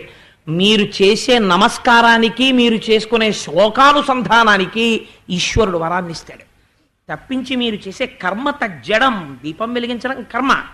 నతత్ర సూర్యోభాతి నచంద్రతారకం నేమా విద్యుతోభాతి కుతోయమగ్ని అని మీరు చెప్పి నమస్కరించడం భావనామాత్రం చేత పరమాత్మ మీ ఇంట్లోకి వచ్చి నిలబడతాడు. కాబట్టి ఇప్పుడు ఆ ఏనుగంటోంది లోకంబులు లోకేశులు లోకస్తులు తెగిన తుది అలోకంబగు పింజీకటి కావల యవ్వండేకాకృతి వెలుగు అతని నేసేవింతున్. ఎవ్వడు ఒక్కడై నిలబడిపోతున్నాడో వాడు తప్ప వేరొకటి లేదో, వాడు ఈ లోకాలన్నింటినీ ఒకనాడు ముద్ద చేసేస్తున్నాడో, చీకటి చేసేస్తున్నాడో, నీటితో నింపి ప్రళయం చేస్తున్నాడో వాణ్ణి నేను పిలుస్తున్నాను. ఎవరిని పిలుస్తున్నట్టు అంటే ఇంకో మాట అంది. నర్తకు నిభంగి పెక్కగు మూర్తులతో ఎవ్వడాడు మునులు దివిజులు ఎవని ఎవని స్తుతింపనేరరు ఎవ్వని వర్తనములు ఎరుగనేరరట్టి వాని స్తుతింతున్. ఎటువంటి మహాపురుషుడైనటువంటి వాడు తానొక్కడే ఉండి, నటుడు కారులో దిగుతాడు, వచ్చి కాసేపు ఏం చేస్తాడు, మంచి యవ్వనంలో హీరో కింద ప్యాంటు షర్టు టై కట్టుకుని టక్ చేసుకుని హీరోయిన్తో పాట పాడతాడు. ఆ హీరోయే మళ్ళీ ఇంకొక అరగంట అయిపోయేటప్పటికి సినిమాలో మీరు ఇలా టైం చూసేటప్పటికి వృద్ధుడైపోయి తెల్లటి జుట్టుతోటి ఉంటాడు. అదే హీరో ఇంకో పావుగంట పోయేటప్పటికి ముష్టాడైపోయి రోడ్డు మీద తిరుగుతుంటాడు. అదే హీరో మీరు ఇంకో అరగంట పోయిన తర్వాత సినిమా అయిపోయే ముందు చూస్తే పిల్లలందరూ ఇంట్లో తరిమేసి ఇంత సంపాదించి వీళ్ళందరికీ ఇది చేస్తే నేను ఇలా అయిపోయానా అని పిచ్చోడైపోయి రోడ్డు మీద తిరుగుతుంటాడు. ఇంకో పావుగంట అయిపోయి మీరు చూసేటప్పటికి ఒక మహాపురుషుడు ఆయన్ని కనిపించి తత్వబోధ చేసి ఆయన కూడా ఒక మహర్షి అయిపోయి కనిపిస్తాడు. ఆయనే మీ అందరికీ ఆశీర్వచనం చేసి ఓం శాంతి శాంతి శాంతి శుభం అని సినిమా పడిపోతుంది. ఎవరు చేశాడు ఇవన్నీ? ఒక యాక్టరే. ఇంత చేసిన యాక్టర్ గర్భదరిద్రుల్లా ఉంటే మీరు ఓహ కళ్ళతోడు తీసి ఇలా తుడిచేసుకుంటుంటారు. ఆయనకి కొన్ని కోట్ల ఆస్తుంది, ఆయనేమో గర్భదరిద్రుల్లో నటిస్తున్నాడు. నటన నిజమా? ఆయన నిజ జీవితం నిజమా? నిజ జీవితం నిజం, ఇదేంటిది మాయ, ఆడుతున్నాడు అంతే. అలా నర్తకుని భంగి ఒక్కడు పెక్కగు మూర్తులతో ఎవ్వడాడు. ఎటువంటి శ్లోకం వేశారండి, ఎటువంటి పద్యం వేశారండి పోతన గారు. ఉన్నదొక్కడే అనేకులుగా కనపడుతున్నవాడెవడో, అలాంటి వాణ్ణి ఎవరూ స్తుతి చెయ్యలేరో, వాడు చేసే పనుల్ని ఎవరు గుర్తుపట్టలేరో, ఎవ్వరూ చెప్పలేరో, అటువంటి వాడు నన్ను రక్షించుగాక. ఎవరు రావాలి, ఎవరు రక్షించాలి, అసలు ఏమిటి ప్రార్థన, మనలో ఎవడెళ్ళాలరా ఇవన్నీ అడుగుతుందని అందరూ లేచి నించున్నారు. ఎవడి ధనస్సు వాడు చూసుకున్నాడు, ఎవడి బాణం వాడు చూసుకున్నాడు. నాకు 4 ముఖాలు ఉన్నాయి, నా గురించి ఏమంటలేదని బ్రహ్మగారు కూర్చున్నారు. ఏమిటో ఇవన్నీ చెప్తోంది కానీ ఓ నాగభూషణుడు అని కానీ ఇలాంటి మాటలు ఏమి అనలేదు, మరి ఏమో నాకు అప్లై అవుతోందో లేదో అని శివుడు కూర్చున్నాడు. మిగిలిన దేవతలు కూర్చున్నారు. చిత్రం ఏమిటో తెలుసా అండి, అలా కూర్చోవడం వెనకాతలు ఒక రహస్యం ఉంది కూడా. ఇప్పుడు ఏనుగడుగుతున్నది రక్షణ, మొసలిని చంపి రక్షించాలి అంటే రక్షణ చేసేవాడు స్థితికారుడైన వాడై ఉండాలి. స్థితికారుడు శ్రీ మహావిష్ణువు కాబట్టి రక్షణ అంతర్లీనంగా ఉంది అందులో. కాబట్టి అందరూ దేవతలు ఎవరి మానాన వాళ్ళు కూర్చున్నారు. కానీ మరి ఏమండి, మీరు ఇంత చెప్పారు కదా, ఇంత గొప్పగా ఏనుగు స్తోత్రం చేసింది కదా, మరి ఎందుకు రాలేదు భగవంతుడు అంటే, ఆ ఏనుగు ఇన్ని చెప్పినా చివరో మాట అంది. ఈయన కలడందురు పరమయోగి గణముల పాలిన్, ఆయన ఎటువంటి వాడు అంటే, కలడందురన్ని దిశలను కలడు కలండనెటు వాడు కలడో లేడో, దానికి అనుమానం వచ్చింది. కలడందురు దీనుల ఎడ కలడందురు పరమయోగి గణముల పాలిన్, కలడందురన్ని దిశలను కలడు కలండనెటు వాడు కలడో లేడో. ఇంత చెప్పేస్తోంది కానీ శ్లోకాలు, ఇంత చెప్పేస్తోంది కానీ పద్యాలు, దానికో అనుమానం. సంశయాత్మ వినశ్యతి. కలడందురు దీనుల ఎడ, చాలా దీనులైనటువంటి వాళ్ళు వర్ధిస్తే వస్తారంటారు. కానీ అలా నిజంగా ఉండి అలా వస్తాడా దీనులైన వాళ్ళు పిలిస్తే? కలడందురు దీనుల ఎడ కలడందురు పరమయోగి గణముల పాలిన్, చాలా భక్తులైనటువంటి యోగి పురుషులైనటువంటి వాళ్ళు పిలిస్తే వస్తారంటాడు. కలడందురు పరమయోగి గణముల పాలిన్,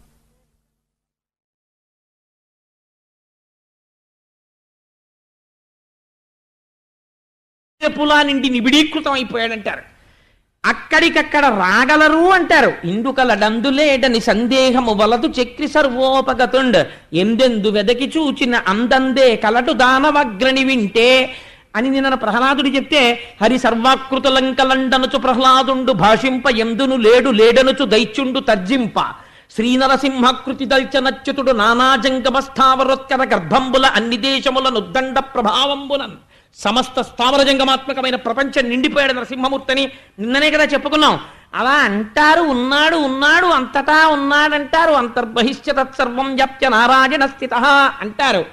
కానీ అలా వాళ్ళు అంటున్నారు. కానీ అలా అన్నవాడు నిజంగా ఉన్నాడో లేడో, కలడు కలండనెడు వాడు కలడో లేడో అంది.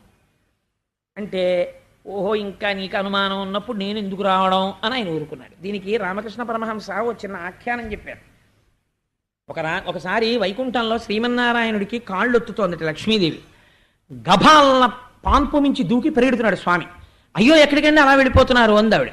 అంటే నాకు పరమభక్తుడైన వాడు ఉన్నాడు, ఆయన చాకలి బట్టలు ఆరేసుకుంటుంటాడు, ఆయన విరోధులు ఆయన్ని రాళ్లు పెట్టి కొడుతున్నారు, రక్షించడానికి పరిగెడుతున్నాను, మనస్సులో కేశవ నారాయణ అంటూ పరిగెడుతున్నాడు అన్నారు.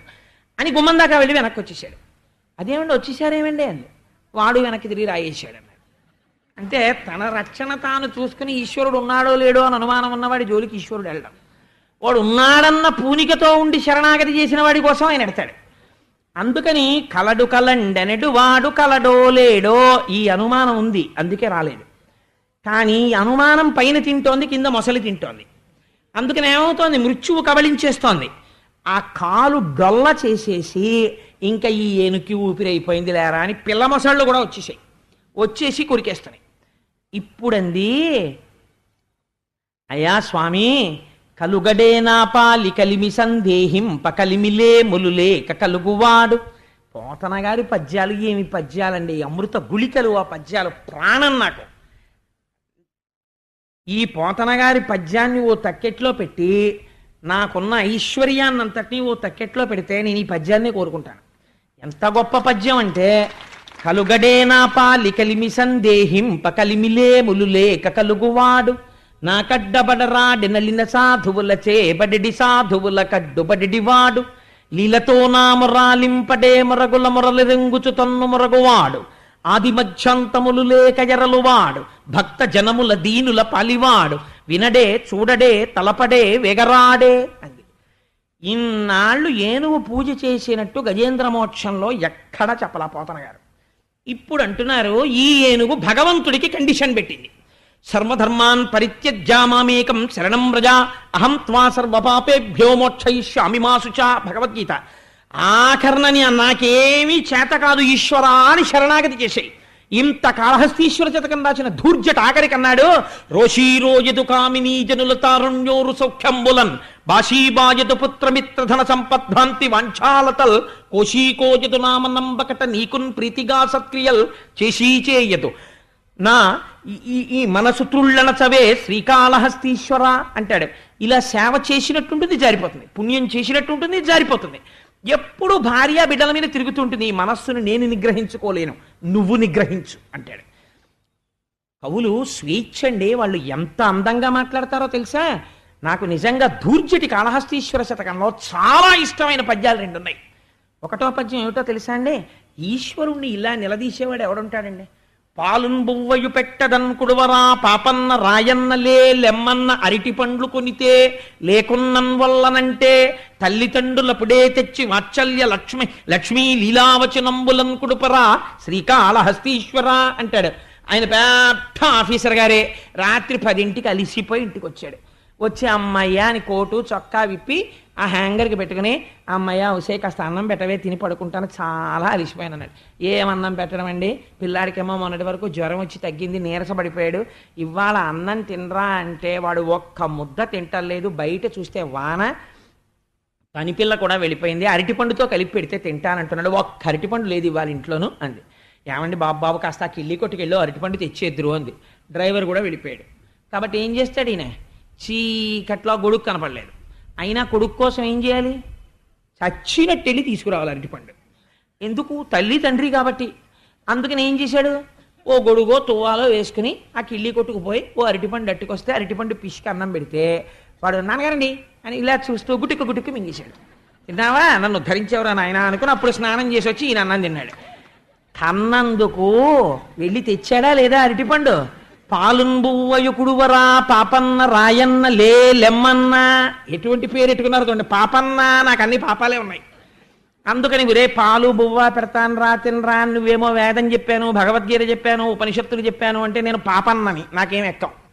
నువ్వేం చెయ్యాలి, నువ్వు తల్లివి తండ్రివి, నువ్వు చదువుకోలేదని నువ్వు వెళ్ళిపోతే నువ్వేం కుదరదు. నువ్వేం చేయాలో తెలుసా, పిల్లాడు ఏం చేస్తాడు, అరటి పండ్లు కొనితే లేకున్నం వల్లనంటే, అరటి పండ్లు తెస్తే తప్ప నేను అన్నం తిండంటే తండ్రి వెళ్ళి తెచ్చాడా లేదా. అలాగే నువ్వేం చేస్తావు, నేను ఎక్కడో చేసిన ఓ పుణ్యం వెతుక్కుని చిన్న పుణ్యం పట్టుకుని ఒరే నువ్వు ఎంత పుణ్యం చేశావురా అని నీలో కలిపేసుకోనన్నా. నీకంటే ఎవరు చెప్తాడు, శ్రీశైలేషు భజింతునో యభవు కాంచీనాథు సేవింతునో కాశీవల్లభు కల్వబోధన మహాకాళేషు పూజింతునో నా శీలం బడువైన మేరువణుచున్ రక్షింపవే నీ కృపా శ్రీ శృంగార విలాసహాసములచే శ్రీకాళహస్తీశ్వర. ఎంత గడుసుతనం అండి ధూర్జటిది నిజంగా. అలా ఇక్కడ ఈయనంటున్నాడు, వచ్చేవాడు ఎలా రావాలి, కలుగడే నా పాలి కలిమి సందేహింప కలిమిలే ములులేక కలుగువాడు. వీడు డబ్బున్నవాడా డబ్బు లేనివాడా, వీడు ఇంతకు ముందు నన్ను ఏమైనా పూజ చేశాడా పూజ చేయలేదా, పుణ్యం చేశాడా పుణ్యం చేయలేదా, ఇవన్నీ చూసేవాడు కాడు నా స్వామి. నేను ఇప్పుడు బుద్ధొచ్చి శరణాగతి చేస్తే నన్ను రక్షించే తత్వం ఉన్నవాడు. ఆయనకి డబ్బు ఉన్నవాడు డబ్బు లేనివాడు అన్న భేదం లేనివాడు. వృషద్విచిత్రతల్పయోర్ భుజంగ ముక్తికస్రజో గరిష్టరత్నవష్టయో సుహృద్విపక్షపక్షయో తృణారవింద చక్షుషో ప్రజామహీ మహేంద్రయో సమత్ప్రవర్తయన్ మనక్కదాసదాశివం భజే అంటాడు రావణుడు.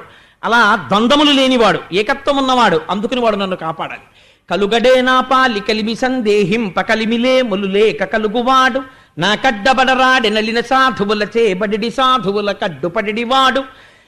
చాలా సాధు పురుషులైనటువంటి మహాభక్తులైనటువంటి వాళ్ళు స్తోత్రం చేసినంత మాత్రం చేత పరిగెత్తుకుంటూ వచ్చి రక్షించినటువంటి స్వరూపం ఉన్నటువంటి పరమాత్మను రక్షించాలి. ఎలా రావాలో తెలుసా, లీలతో నా మురాలింపడే మొరగుల మొరలెరుంగుచు తన్ను మొరగువాడు. దీనికోసమని ప్రహ్లాదుడి కోసం వచ్చినట్టు అక్కడి నుంచి రాలేదండి. వచ్చేటప్పుడు నువ్వెప్పుడో ఇన్నాళ్ళు పూజ చేయకుండా చచ్చిపోయే ముందు ఆ నీళ్లలో నిలబడి నన్ను పిలిస్తే నేను వచ్చేస్తానేటయా అని రాకూడదు. నువ్వు తప్ప దిక్కు లేదని నేను చెప్తున్నాను ఇవాళ. అందుకు నువ్వు ఎలా రావాలో తెలుసా, నిన్ను నువ్వు మరిచిపోయి ఇత పూర్వం సృష్టిలో ఎన్నడూ జరగని రీతిలో అసలు అలా పరమాత్మ వస్తాడా అన్నట్టుగా నిన్ను నువ్వు మరిచిపోయి రావాలి నేను చేసిన శరణాగతికి. ఇది శరణాగతి యొక్క గొప్పతనం.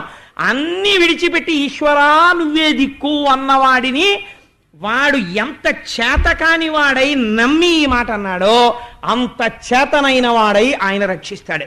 ఆయన శక్తి అప్పుడు ప్రకటనమవుతుంది ఈశ్వరుడిది. అందుకని లీలతో నామరాలింపడే మొరగుల మొరలెరుంగుచు తన్ను మొరగువాడు ఆది మధ్యాంతములు లేక జరలువాడు. ఆయనకి తుది లేదు, మొదలు లేదు, మధ్య లేదు. ఆది మధ్యాంతములు లేక జరలువాడు, అంతటా ఉన్నవాడు. కానీ నా కోసం వచ్చినప్పుడు ఇలా ఠంగన వచ్చేస్తే నేను ఒప్పుకోను. ఎక్కడి నుంచో తనని తాను మరిచిపోయి రావాలి. ఆది మధ్యాంతములు లేక జరలువాడు భక్త జనముల దీనుల పాలివాడు వినడే చూడడే తలపడే వెగరాడే తొండమెత్తి అరుస్తోంది అన్ని దిక్కుల వంక చూస్తూ. ఈశ్వర విని నువ్వు వచ్చే స్వభావం ఉన్నవాడివి, ఎందుకు రావు? ఇలా రావాలి, నేను శరణాగతి చేస్తున్నాను, నువ్వు తప్ప నాకిప్పుడు దిక్కు లేదు అని. లావొక్కింతజు లేదు ధైర్యము విలోలంబయ్య ప్రాణంబులా ఠావుల్ తప్పెను మూర్ఛవచ్చ తనువుండస్యన్ శ్రమంబయ్యడిన్ నీవే తప్పజి తప్పరం బెరుగ మన్నింపందగుం దీనునిన్ రావే ఈశ్వర కావవే వరద సంరక్షింపు భద్రాత్మక. శరణాగతి చేసింది.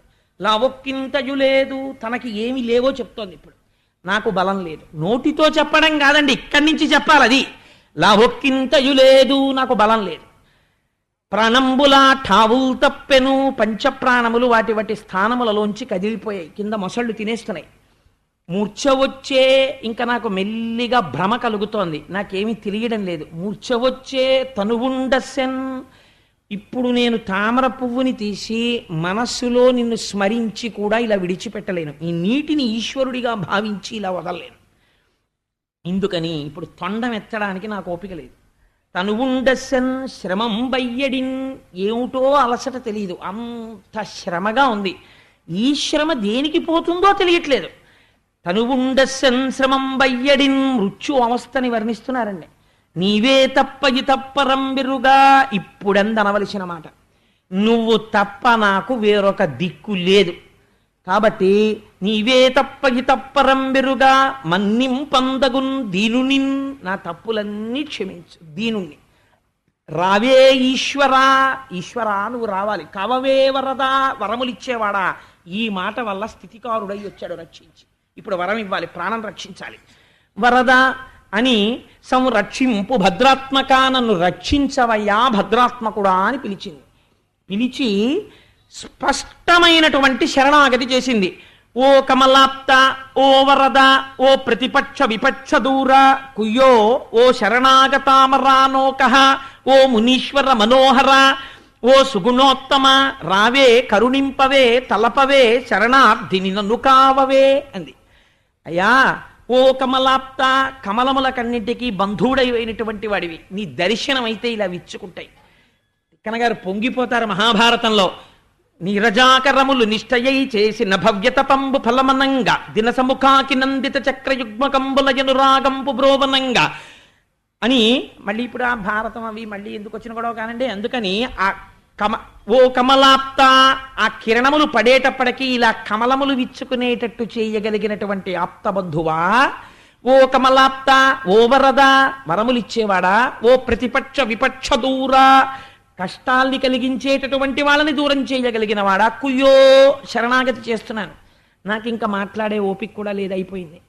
కుయ్యో, ఓ శరణాగతామరానోక, శరణాగతి చేసిన వాళ్ళని రక్షించే స్వభావం ఉన్నవాడా.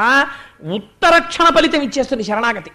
ఓ శరణాగతామరానోక, ఓ మునీశ్వర మనోహర, మునీశ్వరుల యొక్క మనస్సులకు నాయకుడైన వాడవా.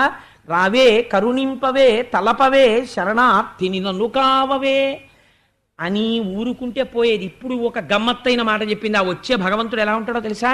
స్త్రీ పురుష నపుంసక మూర్తియును కాక, తిర్యక్కమరనరాది మూర్తియును కాక, కర్మ గుణభేద సదసత్ప్రకాశి కాక, వెనుక నన్నియుతానగు విభుతలంతు అంది. భగవంతుడు స్త్రీ కాడు, పురుషుడు కాడు, నపుంసకుడు కాదు, కర్మ కాదు, పుణ్యం కాదు, ధర్మం కాదు, అగ్నిహోత్రం కాదు, ఏదీ కాదు. ఆయన నా వెనకాతల ఉండి ప్రకాశించేటటువంటి ఒక భాష, ఒక వెలుతురు అంది.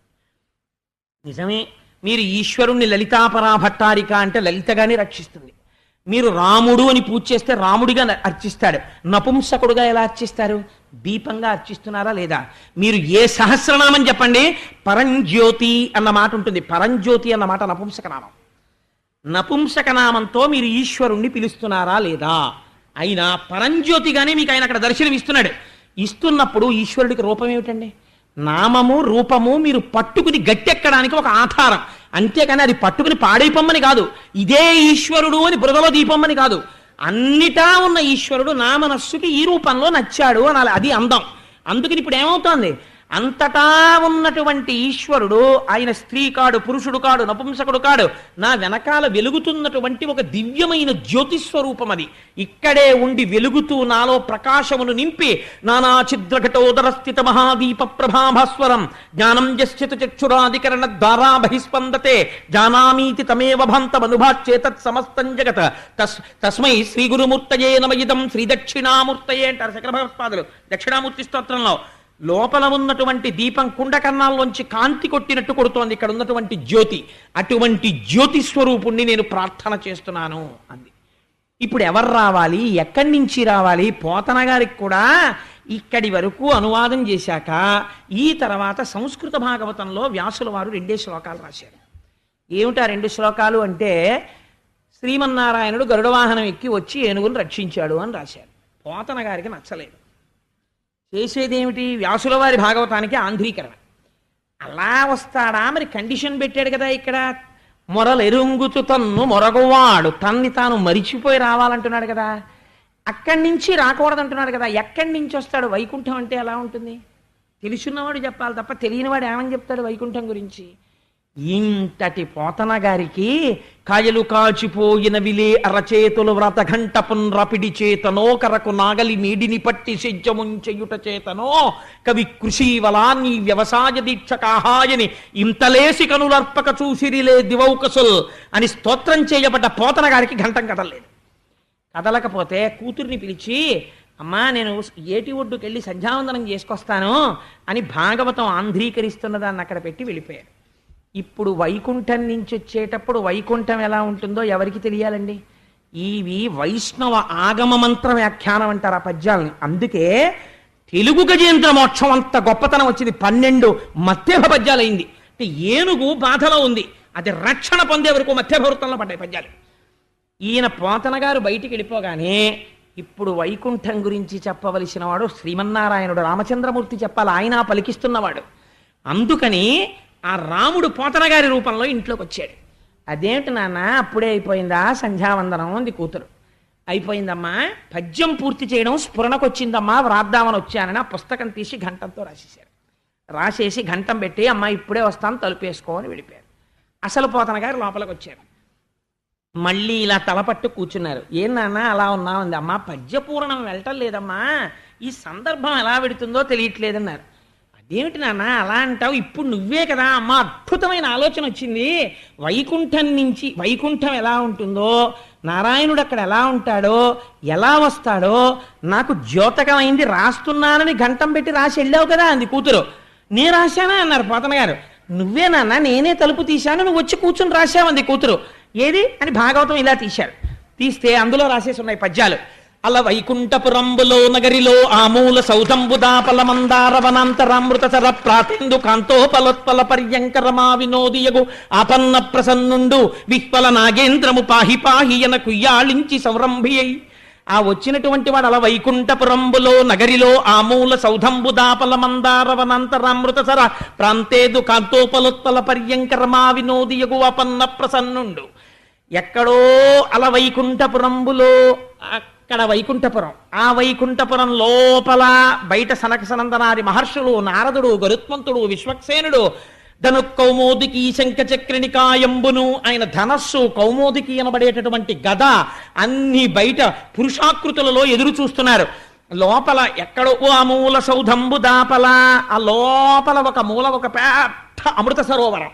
ఆ అమృత సరోవరం పక్కన చంద్రకాంత శిలలతో నిర్మించబడినటువంటి పర్యంకం.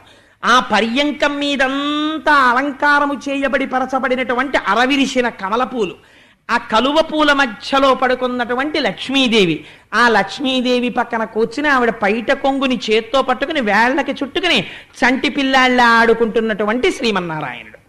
ఇప్పుడు ఈయనకి ఏం వినబడింది అంటే, అల వైకుంఠపురంబులో నగరిలో ఆమూల సౌధంబుదాపలమందారవనంతరామృత సర ప్రాతేందు కాంతోపలోత్పల పర్యంకరమా వినోది యగువాపన్న ప్రసన్నుండు. అలా భార్యతో ఆడుకుంటున్నా సరే తనని ఎవరైనా ఒక్కసారి మనస్ఫూర్తిగా పిలిస్తే పరిగెత్తుకొచ్చేటటువంటి లక్షణమున్న అపన్న ప్రసన్నుండు. విహ్వల నాగేంద్రము పాహీ పాహీ అన కుయ్యాళించి సంరంభి అయి, ఆ ఏనుగు శరణాగతి చేసి కలుగడే నా పాలి కలిమి సందేహింప కలిమిలే ములులేక కలుగువాడు అన్న పద్యం వినపడిందంతే శరణాగతి చేసి దాని దురవస్థని గమనించాడు. సిరికింజప్పడు శంఖ చక్రయుగముంచేదోజి సంధింపడే పరివారంబును జీరడభ్రగపతిన్ మన్నింపడు. ఆకర్ణికంతరథం మిల్లము చక్కనొత్తడు వివాద ప్రొద్ధిత శ్రీ కుచోపరిచలాంచలమైన వీడడు గజప్రాణ అవనోత్సాహి అయి. ఏమి పోతనగారండి, మహానుభావుడు రామచంద్రమూర్తి ఆయన రూపంలో వచ్చి పూర్తి చేశారు. ధన్యుడైపోయారు మా పోతన గారు.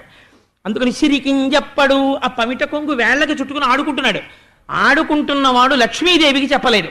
చెప్పకుండా పమిట కొంగు అలాగే పట్టుకుని పరిగెత్తుకుంటూ వెళ్ళిపోతున్నాడు. సిరికింజప్పడు శంఖచక్రయుగముంచేదోయి సంధింపడు. ఆ శంఖం చక్రం ఇవేమీ లేవు. అసలు నాకు అనిపిస్తుంది గజేంద్రమోక్ష సన్నివేశంలో నిజంగా అలా వస్తున్నటువంటి నారాయణుడి చిత్రపటం గీసిన వాళ్ళు ఉన్నారా? నేను మొన్నటి రోజున భీష్ముడి గురించి చెప్తే ఎవరో ఒక పిల్లవాడు నాకు ఇక్కడ ఫోటో ఇచ్చాడు. ఇస్తే నేను చాలా క్యాజువల్గా తీసుకుని జేబులో పెట్టుకుని వెళ్ళిపోయి ఇంటికి వెళ్ళిన తర్వాత ఫోటో అక్కడ పెట్టాను, కళ్ళజోడును పెడుతుంటే చూసి ఆశ్చర్యపోయాను. నిజంగా భీష్మాచార్యులు వారు రథం మీద ఇలా పొంగిపోతుంటే కిందకి దిగిపోయి అర్జునుడు ఇలా కృష్ణుడు చక్రం పట్టుకొచ్చేస్తుంటే అర్జునుడు కాళ్ళు పట్టుకుని బావా వద్దు బావా అని వేడుకుంటున్న కురుక్షేత్ర సంగ్రామంతో కూడుకున్న ఫోటోని ఇచ్చాడు పాపం ఆ పిల్లవాడు. ఎవరో నాకు ఇంటికి వెళ్ళి మురిసిపోయాను. రోజు చూద్దామని దాన్ని ఎదురుగుండా పెట్టాను కూడా. సో నేను ఎందుకు చెప్తున్నానంటే అలా రావడంలో పోతన గారి లైవ్ టెలికాస్ట్ చూడండి. సిరికింజప్పడు లక్ష్మీదేవి చెప్పలేదు. శంకరచక్ర యుగమున్ చేదోజి సంధింపడు. చేతుల్లో శంఖం లేదు, చక్రం లేదు, గద లేదు, పద్మం లేదు, 4 చేతులు ఖాళీ. శంఖచక్ర యుగమున్ చేదోజి సంధింపడు. ఆ పరివారంబును జీరడు. వెనకనొస్తున్నటువంటి పరివారాన్ని అడగడు, ఓ మాట మాట్లాడు. అభ్రగపతిన్ మన్నింపడు. గరుత్మంతుడు ఇలా ఇలా ఎదురొస్తున్నాడు, స్వామి ఎక్కండని తోషవతలు పారేస్తున్నాడు. అభ్రగపతిన్ మన్నింపడు. ఆకర్ణికాంతరథం మిల్లము చక్కనొత్తడు. ఇంతంత కుంతలములైనవి. ఆ జుట్టు ఇలా మీద పడిపోతోంది. పడిపోతుంటే ఆ చేత్తో ఇలా తోసుకోడు, వెనక్కి సర్దుకోడు. ఆకర్ణికాంతరథం మిల్లము చక్కనొత్తడు. వివాద ప్రొద్ధిత శ్రీ కుచోపరి చేలాంచలమైన వీడడు. అయ్యయ్యో ఇదేంటంటే అలా పవిటట్టుకు లాగేస్తున్నారని చెప్పి ఆవిడ వెనక పరిగెత్తుకొస్తోంది. ఆ పవిట ఈ చేతిలో ఉండిపోయింది. ఏమండో పవిట వదలండి అంటోంది. అసలు ఆ మాట వినిపించుకోడు. వివాద ప్రొద్ధిత శ్రీ కుచోపరి చేలాంచలమైన వీడడు. గజప్రాణ అవనోత్సాహి అయి. ఆ ఏనుగు ప్రాణాలు రక్షించడానికి ఎడుతున్నాడు. ఈ ఒక్కనాడు పూజ చెయ్యని ఏనుగు ఒక్కసారి శరణాగతి చేస్తే అడిపెట్టిన నియమానికి స్వామి లొంగిపోయాడు. ఏమి సౌజన్యమూర్తి అండి నిజంగా స్వామి.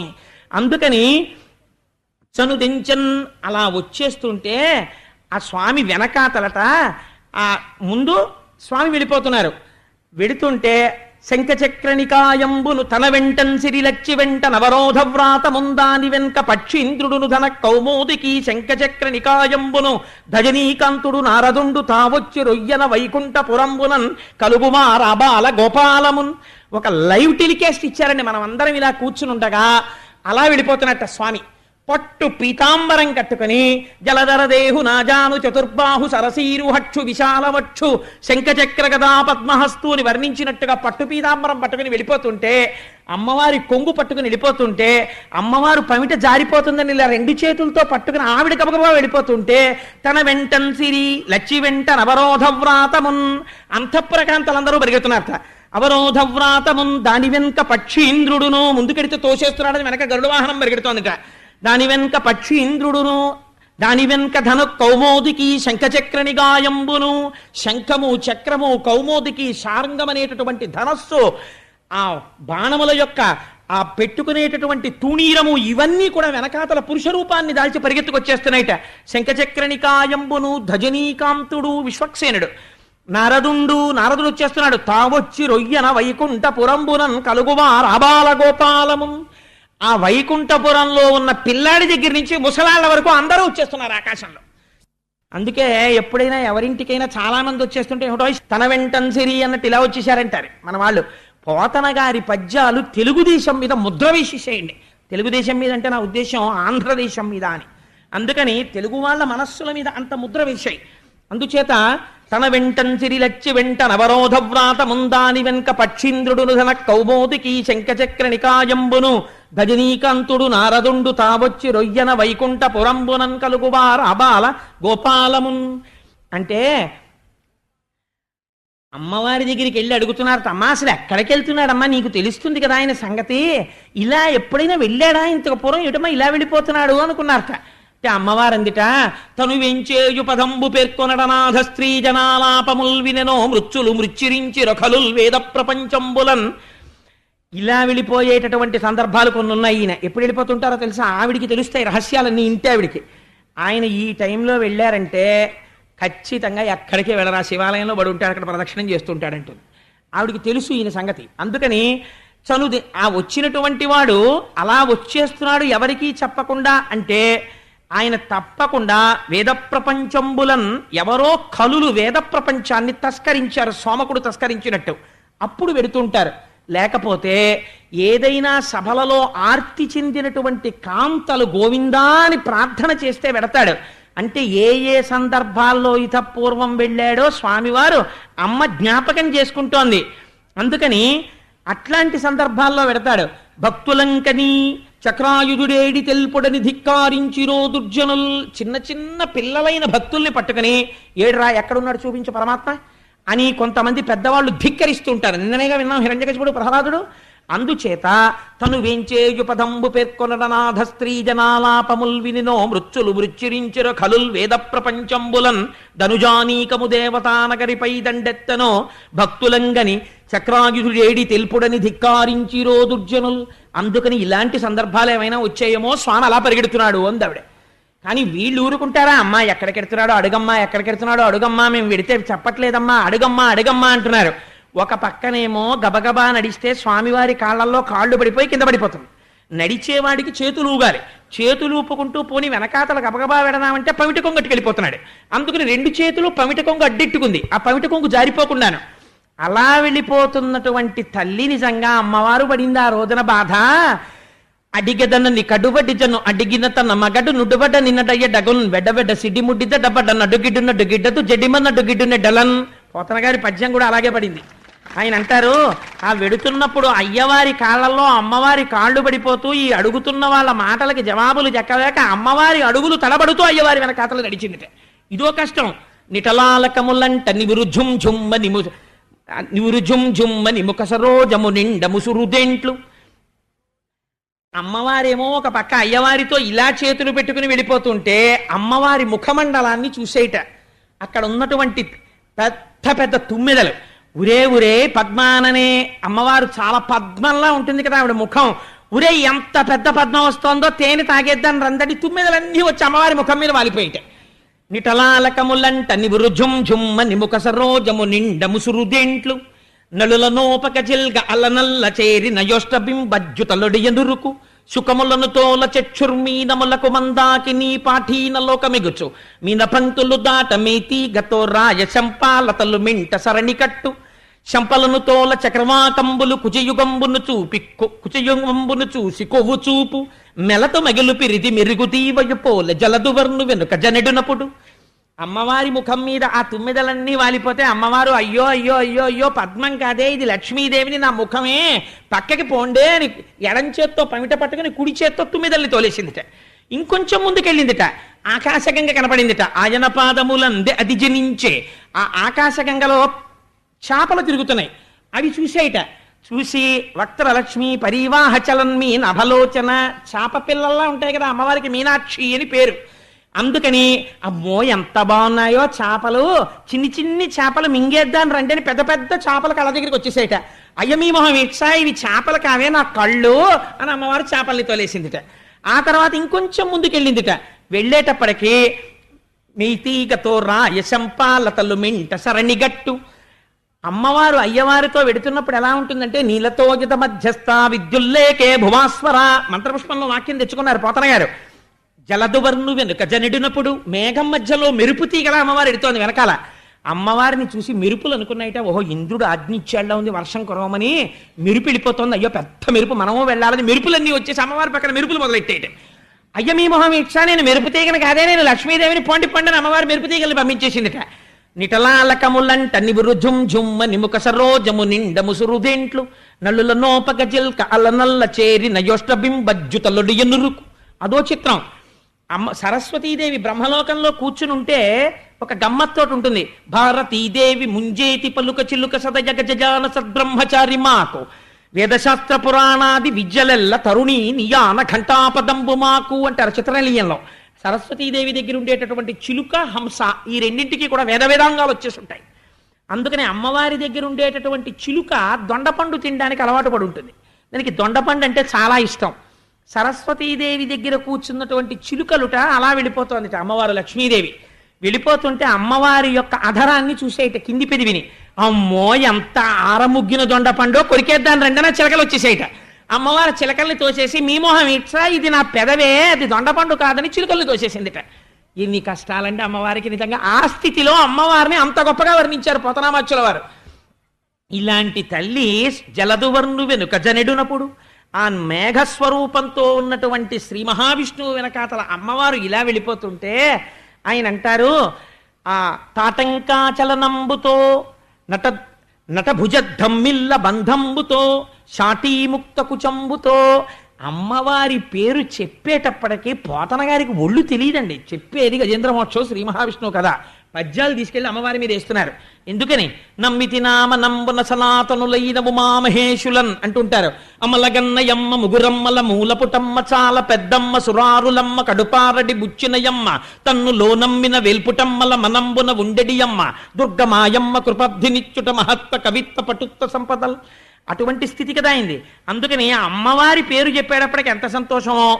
అందుకని ఆ కదులుతున్నటువంటి తాటంకాచలనంబుతో నటభుజద్ధమ్మిల్ల బంధంబుతో శాటీభుక్త కుచంబుతో నధుడ చెంచత్కంచితో శీర్ణలలాటలేపనముతో మనోహర కర గ్రాహీ హస్తంబుతో. ఎన్ని రకాలుగా ఉందంటే ఆవిడ కోటీందు ప్రభతో ఉరోజభర సంకోచద్ది లగ్నంబుతో. లక్ష్మీదేవిని కళ్ళకి కట్టి చూపించారండి విష్ణు భగవానుడి వెనకాల పెడుతున్న లక్ష్మీదేవి. అమ్మవారు ఎలా ఉందంటేట తాటంకాచలనమ్ముతో. ఆ అమ్మవారి తాటంకాలు ఎన్నడైనా నడిచి వెళ్ళిందా మా తల్లికి? ఆవిడికి ఏం అవసరం? ఆవిడంత గబగబా నడిచి వెళ్ళిపోతూ ఇలా పమిట పట్టుకుని వెళ్ళిపోతుంటే చెవులకు పెట్టుకున్న తాటంకాలు ఇలా ఊగుతున్నాయిట. అవి ఊగుతుంటే అమ్మవారి ఎర్రటి చెక్కిళ్లలో ప్రతిఫలిస్తుంటే స్ఫురద్గండాభోగ ప్రతిఫలిత తాటంక జుగుళం చతుశ్చక్రం మన్యేతవ ముఖమిదం మన్మదరథం యమారుహ్యదృహ్యత్కమనిరథమర్కేందు చరణం మహావీరోమార ప్రమదపతయే సంగీతపతే అంటారు సుందరలహరిలో శంకరాచార్యుల వారు. అలా అమ్మవారి యొక్క తాటంకములు ఊగుతున్నాయిట. తాటంకాచలనంబుతో భుజనటద్ధమ్మిల్ల బంధంబుతో. చేతులు ఇలా పెట్టుకుని గబగబా నడవడంలో, భుజాలు ఇలా ఇలా కదలడంలో పెద్ద జుట్టుముడి కబరీబంధం ఆవిడిది. ఆ జుట్టు ముడికి భుజాలు ఇలా ఇలా తగలడంలో ఆ బంధం అంతా ఊడిపోయి అమ్మవారి జుట్టు ఒక్కసారి ముడి ఊడిపోయి ఆ పిరుదుల కింద వరకు పెద్ద జడ ఆ కేశపాశం వేలాడుతోందిట. అమ్మవారి జుత్తుని అలా చూస్తే చాలండి, అజ్ఞానం పోతుంది. ధునోతుద్భంతం నస్తులిత దళితేందీవరవనం అంటారు శంకరాచార్యుల వారు. అందుకని అటువంటి కేశపాశంట. అందుకని భుజనటద్ధమ్మిల్ల బంధంబుతో శాటీముక్త కుచంబుతో. కట్టుకున్న పట్టుపుట్టం పమిట పక్కకి తొలగిపోయిందిట. శాటీముక్త కుచంబుతో నధృడత్యంచత్కంచితో. గట్టిగా పెట్టుకుందిట మొలనూలు, దానికి చిరుగంటలు. అమ్మవారు అడుగు తీసి అడుగు వేస్తుంటే ఆ గంటలు గల్లు గల్లు గల్లు గల్లు అని మోగుతాయి. ఆ శబ్దాల్ని బట్టి అమ్మవారి పక్కన ఉన్నటువంటి హంసలు ఆ శబ్దాలు వింటూ అటు ఇటు ఊగుతూ అవి నడుస్తుంటాయి. అందుకని వాళ్ళని పరమహంసలు అంటారు. ఉచ్ఛ్వాస నిశ్వాసలో అమ్మవారి దర్శనం చేసేవాళ్ళని. అటువంటి పెట్టుకున్నటువంటి ఆ వడ్డాణం ఊడిపోయి కిందకి జారిపోతుంది. కిందకి జారిపోతున్న వడ్డాణంతో ఇలాంటి లక్ష్మీదేవిని దర్శించిన వాడు ఉన్నారండి మా పోతన గారు తప్ప. అందుకని నధృడ చించత్కంచితో శీర్ణలలాట లేపనముతో. ఏ తల్లి ఇలా ఒక్కసారి చూస్తే అపాంగత్వే లబ్ధా జగదిదమనంగో విజయతే అంటారు. ఇలా క్రీగంటి చూపు చూస్తే కోట్లకు పడగలెత్తుతాడు కొన్ని జన్మలు. అటువంటి తల్లికి నుదుటి మీద చెమట పట్టిందిట. చీర్నలలాట లేపనముతో ఆ మనోహరుడైనటువంటి భర్త చేతిలో ఉండిపోయిన పమిట కొంగుతో ఉరోజబర సంకోచద్ది లగ్నంబుతోన్ ఇన్ని బ్రహ్మాండములను పోషించేటటువంటి బరువైన స్తనమండలం ఇంత నడకలేక అలవాట్లేక నడుస్తుంటే నడువు కరకరలాడిపోయిందిట అమ్మవారికి ఆ రోజున. అలా నడిచి వెళ్ళిపోయిందిట. ఇంతలోకే దేవలోకాల్లో ఉన్నవాళ్ళు మనుష్యలోకాల్లో ఉన్నవాళ్ళు ఏదో పనులు చేసుకుందామని బట్టలు ఆరేసుకుందామని కాసేపు ఏదో ఆ లైట్ వేసుకుని పెరట్లోకి ఎడదామని వీధిలోకి ఎడదామని మేడెక్కుదామని బయటకు వచ్చిన వాళ్ళు చూస్తున్నారు. ఎందుకో ఇలా చూశారు, ఏంటి ఇంత వెలుతురుగా ఉంది ఏమిటని ఇలా చూశారు ఆకాశం వంక. చను దెంచన్ ఘనుడల్లవాడ హరిపజ్జంగంటి రే లక్ష్మి శంకరనాదమ్మది చక్రమల్లదే భుజంగధ్వంసియున్వాడ క్రమ్మన నేతంచు నటంచు వేల్పులు నమో నారాయణాయేతి నిస్వనులై మృక్కిరిమింట హస్తి దురవస్థావక్రికిన్ చక్రికిన్ అంటారు పోతన గారు. ఒక్కసారి ఎక్కడ వాళ్ళు అక్కడ నిలబడిపోయారట. చను దించన్ ఘనుడల్లవాడ హరి, తపస్సులు చేస్తే కనపడిన వాడి వాళ్ళు ఇలా వెళ్ళిపోతున్నాడు. చూడండి చూడండి చూడండి అని చూపిస్తున్నారట. పట్టు పీతాంబరం కట్టుకుని గబ గబ గబ గబ అడుగులు వేసుకుంటూ వెళ్ళిపోతున్నాడు. భార్య ఎందుక ఏమండో హరే కాడు. చను దించన్ ఘనుడల్లవాడ హరి పజ్జంగంటి రే లక్ష్మి, తెల్లటి బట్ట కట్టుకుని అదిగో మా అమ్మవారు ఆవిడ వెళ్ళిపోతోంది. నిత్యానపాయనీం నిరవద్యాం దేవదేవ దివ్య మహిషీం, మా తల్లి వెళ్ళిపోతోంది. చను దించన్ ఘనుడల్లవాడ హరి పజ్జంగంటి రే లక్ష్మి శంఖనినాదమ్మదే చక్రమల్లదే భుజంగధ్వంసియున్వాడే ఆతత పక్షమారుతరజ కంపిత ఘూర్ణితాచల వ్రాత మహర్ణవుండు అంటారు అమృతాపహరణంలో నన్నయ్య గారు. అలా రెక్కల సవ్వడిలో వేదం వినిపించగలిగినటువంటి గరుడ వాహనం వెళ్ళిపోతోంది. అందుకని చను దించన్ ఘనుడల్లవాడ హరిపజ్జంగంటి రే లక్ష్మి శంఖనినాదమ్మది చక్రమల్లది భుజంగధ్వంసియున్వాడే క్రమ్మన నేతంచ నటంచు వేల్పులు నమో నారాయణాయేతి నిస్వనులై మ్రొక్కిరి మింట హస్తి దురవస్థావక్రికిన్ చక్రికిన్. ఇంతమంది నిలబడిపోయి అడిగో స్వామి అమ్మ శంఖం చక్రం గరుడు నారాయణుడు నారదుడు అబ్బో అబ్బో అబ్బో అని నమో నారాయణ అంటూ నమస్కారాలు చేస్తూ నిలబడ్డారట. ఒక్కటి వినలేదుట. ఎందుకని? హస్తి దురవస్థావక్రికిన్, ఏనుగుని తొందరగా రక్షించాలి అని గబ గబ గబ గబ వెళ్ళిపోయాట. వెళ్ళిపోయి ఆ సరోవరం దగ్గరికి వెళ్ళి నిలబడి సుదర్శన చక్రాన్ని పిలిచి వెళ్ళి ఆ మొసలి కుత్తుక కత్తిరించాయి అన్నాడు. అనేటప్పటికీ గుభిల్లుమని శబ్దం వచ్చిందట. ఆ చక్రం నీళ్ళలో పడింది. పడి ఆ మొసలి యొక్క కుత్తుకని కత్తిరించేసి, కత్తిరిస్తే ఆ రోజున సుదర్శన చక్రం మకరము అంటారు కదా సంస్కృతంలో. మొసలి తలకాయ కోస్తుంటే మకరమన్న పేరున్నవన్నీ ఎంత బయటపడ్డాయిట్టేట. మకరం ఒకటి రవిజచ్చను మకరము మరి ఒకటి ధనదు మాటునడ్డ అగన్ మకరాలయమున తిరిగెడు మకరంబులు కూర్మ రాసి మరుగునక రిగెన్ అన్నారు పోతన గారు. మకరం ఒకటి రవిజొచ్చెను, మకరమన్ని పేరున్నటువంటి మకర రాశి సూర్యుడి చాటుకి వెళ్ళి దాక్కుందిట. మకరము మరి ఒకటి ధనదు మాటునడ్డ అగన్ నవనిధులలో మకర నిధి అని ఒక నిధి. ఆ మకర నిధి భయపడిపోయి కుబేరుడి చాటుకి వెళ్ళి దాక్కుందిట. మకరం ఒకటి రవిజొచ్చెను మకరము మరి ఒకటి ధనదు మాటునడ్డ అగన్ మకరాలయమున తిరిగెడు మకరంబులు కూర్మరాజు మరుగునక రిగెన్. మొసలి అని పేరున్న ప్రతి మొసలి కూడా భయపడిపోయి మన జాతే ఎగిరిపోతుందేమో స్వామి వాళ్ళు ఇలా వచ్చాడని ఆదికూర్మన్ చాటుకెళ్ళి దాక్కున్నాయిట. మకరం అన్న పేరున్నవన్నీ పారిపోయాయిట. చిత్రం ఏమిటంటే ఎప్పుడైతే మొసలి కుత్తుకని సుదర్శనం కత్తిరించి మళ్ళీ వెళ్ళి స్వామి యొక్క చేతిని అలంకరించిందో ఈ ఏనుగు సంతోషంతో కాలు పైకి తీసుకుని నావాడన్నవాడు ఒక్కసారి పిలిస్తే వచ్చేవాడు ఈయనొక్కడే, మిగిలిన ఈ అనుబంధాలన్నీ కృతకాలే అని తెలుసుకుని ఆ కాలొక్కసారి విదిల్చుకుని బతుకుతాను అన్న ఆశ లేనిది బ్రతికింది. మెల్లగా ఒక తామర పువ్వును ఒక దాన్ని తీసుకుని మెల్లగా అడుగులేస్తూ గట్టెక్కుతోంది. అయ్యా బతికేశారండి అని కబురెళ్ళిందంటే మళ్ళీ వచ్చేసారు అందరూ. భార్యలు గబగబా నీళ్లు పోశారు ఒడ్డు నించుని. ఇప్పుడుట పూర్వం వెర్రి లేదుట. అందరికీ షేక్ హ్యాండ్ ఇచ్చింది. ఎలాగో తెలుసా అండి? తొండమును తొండముతో కలిపింది అన్నారు పోతన గారు. బయటికి వచ్చి తామర పువ్వుని తీసుకెళ్లి శ్రీమన్నారాయణుడి యొక్క పాదముల మీద పెట్టి కుంభస్థలమును వంచి నమస్కరించిందిట. దానిలో ఉన్నటువంటి జ్యోతి బయలుదేరి శ్రీమన్నారాయణుని యొక్క రూపాన్ని పొందింది శంఖచక్ర గదా పద్మాలతో. పొంది ఆయన పక్కన నిలబడి వైకుంఠానికి వెళ్ళిపోయింది. మొసలి చనిపోయినప్పుడు అందులోంచి ఒక గంధర్వుడు వచ్చాడు. ఆ గంధర్వుడు గంధర్వలోకానికి వెళ్ళాడు. ఈ ఏనుగుకి ఇంత పుణ్యం ఎక్కడి నుంచి వచ్చిందయ్యా, ఎలా పిలిచింది నారాయణుడిని, అది చెప్తే కానీ నేను ఒప్పుకోనన్నారు పరీక్షిత్. అంటే అప్పుడు ఒకనాడాంధ్రుపుడచ్యుతున్మనములో నూహించుచున్ మౌనియ్య కళంక స్థితియున్నచో కలసుజుండచ్చోటికిన్ వచ్చి లేవక పూజింపకయున్న మౌనికని నవ్యక్రోధుడై మూఢాలుబ్ధకిరింద్రోత్తమయోని పుట్టుమని శాపంబిత్య భూవల్లభ. ఒకనాడు ఇంద్రజుమ్న మహారాజు గారు ద్రవిడ దేశాన్ని పరిపాలించేవాడు. అష్టాక్షరి మహామంత్రోపదేశాన్ని పొంది ఒకనాడు అంతఃపురంలో అయితే కొంచెం ఇబ్బందిగా ఉంది, ఊరికి చివరగా ఉన్నటువంటి పర్వత శిఖరం మీద కూర్చుని అష్టాక్షరి ఉపాసన చేద్దామని అక్కడికి వచ్చి మంత్రజపం చేస్తున్నాడు. అగస్త్య మహర్షి వచ్చారు. అక్కడికి వచ్చేటప్పటికి నేను మంత్రజపం చేసుకుంటున్నాను కదా అని లేవలేదు, పూజింపలేదు. పూజించకపోతే అగస్త్య మహర్షికి ఆగ్రహం వచ్చి మంత్రజలాలు తీసి, నువ్వు తమోగుణంతో ప్రవర్తించావు కనుక ఏనుగు యొక్క యోని యందు జన్మించదవుగాక అని శపించారు. ఎక్కడికో పోతే అక్కడికి అగస్త్యుడు రావడం ఎందుకు, శాపం ఇవ్వడం ఎందుకండి అని మనకు అనుమానం వస్తుంది. అగస్త్యుడు ఎందుకు వచ్చాడో తెలుసా అండి? లేచి అగస్త్యుడికి పూజ చేసుంటే ఆ జన్మలోనే మోక్షం పొందేవాడు. మహాపురుషులైనటువంటి వారు మీ ఇంటికి ఏనాడు వస్తారో ఆనాడు మీ పూజ ఫలించిందని గుర్తు. ఊరక రారు మహాత్ములు వారధముల ఇండ్ల కడకు వచ్చుటలెల్లన్ కారణము మంగళములకు మీరొచ్చుట శుభము మాకు నిజము మహాత్మ. వాళ్ళు ఎందుకు వస్తారు అనవసరంగా? వాళ్ళని తరచు ఈశ్వరుడు పంపిస్తున్నాడు అంటే వారి పద రజస్సుని ఇంట్లో పడి నిన్ను ఏదో గొప్ప మంగళం ఇవ్వడానికి వాళ్ళని పంపిస్తాడు. ఒక మంచినీటి బొట్టు అయిన బుచ్చుకుని వెళ్ళిపోయారనుకోండి, చాలు నీ జన్మ సార్థకత పొందేసింది అనమాట. భగవత్ సేవ కన్నా భాగవత సేవ గొప్పది.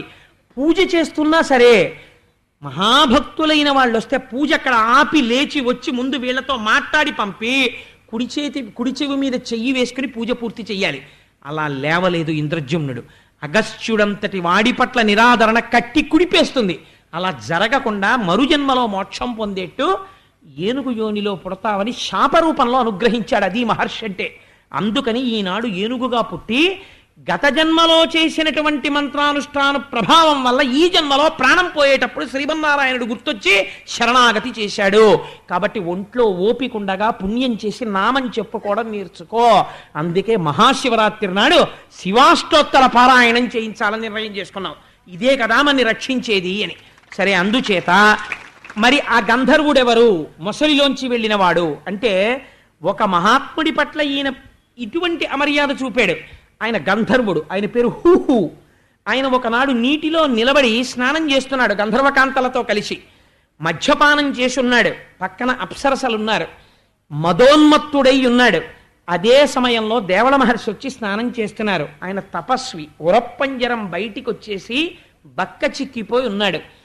అప్సరసలతో కలిసి స్నానం చేస్తున్నాను కదా, హాస్యం ఆడితే వాళ్ళు నవ్వుతారనుకుని, చూడు బక్కాడు ఎలా ఉన్నాడో, ప్రేగులు బయటకు వచ్చేసి ఎలా ఉన్నాడో, ఎముకలు బయటకు వచ్చేసి ఎలా ఉన్నాడో అంటున్నాడు.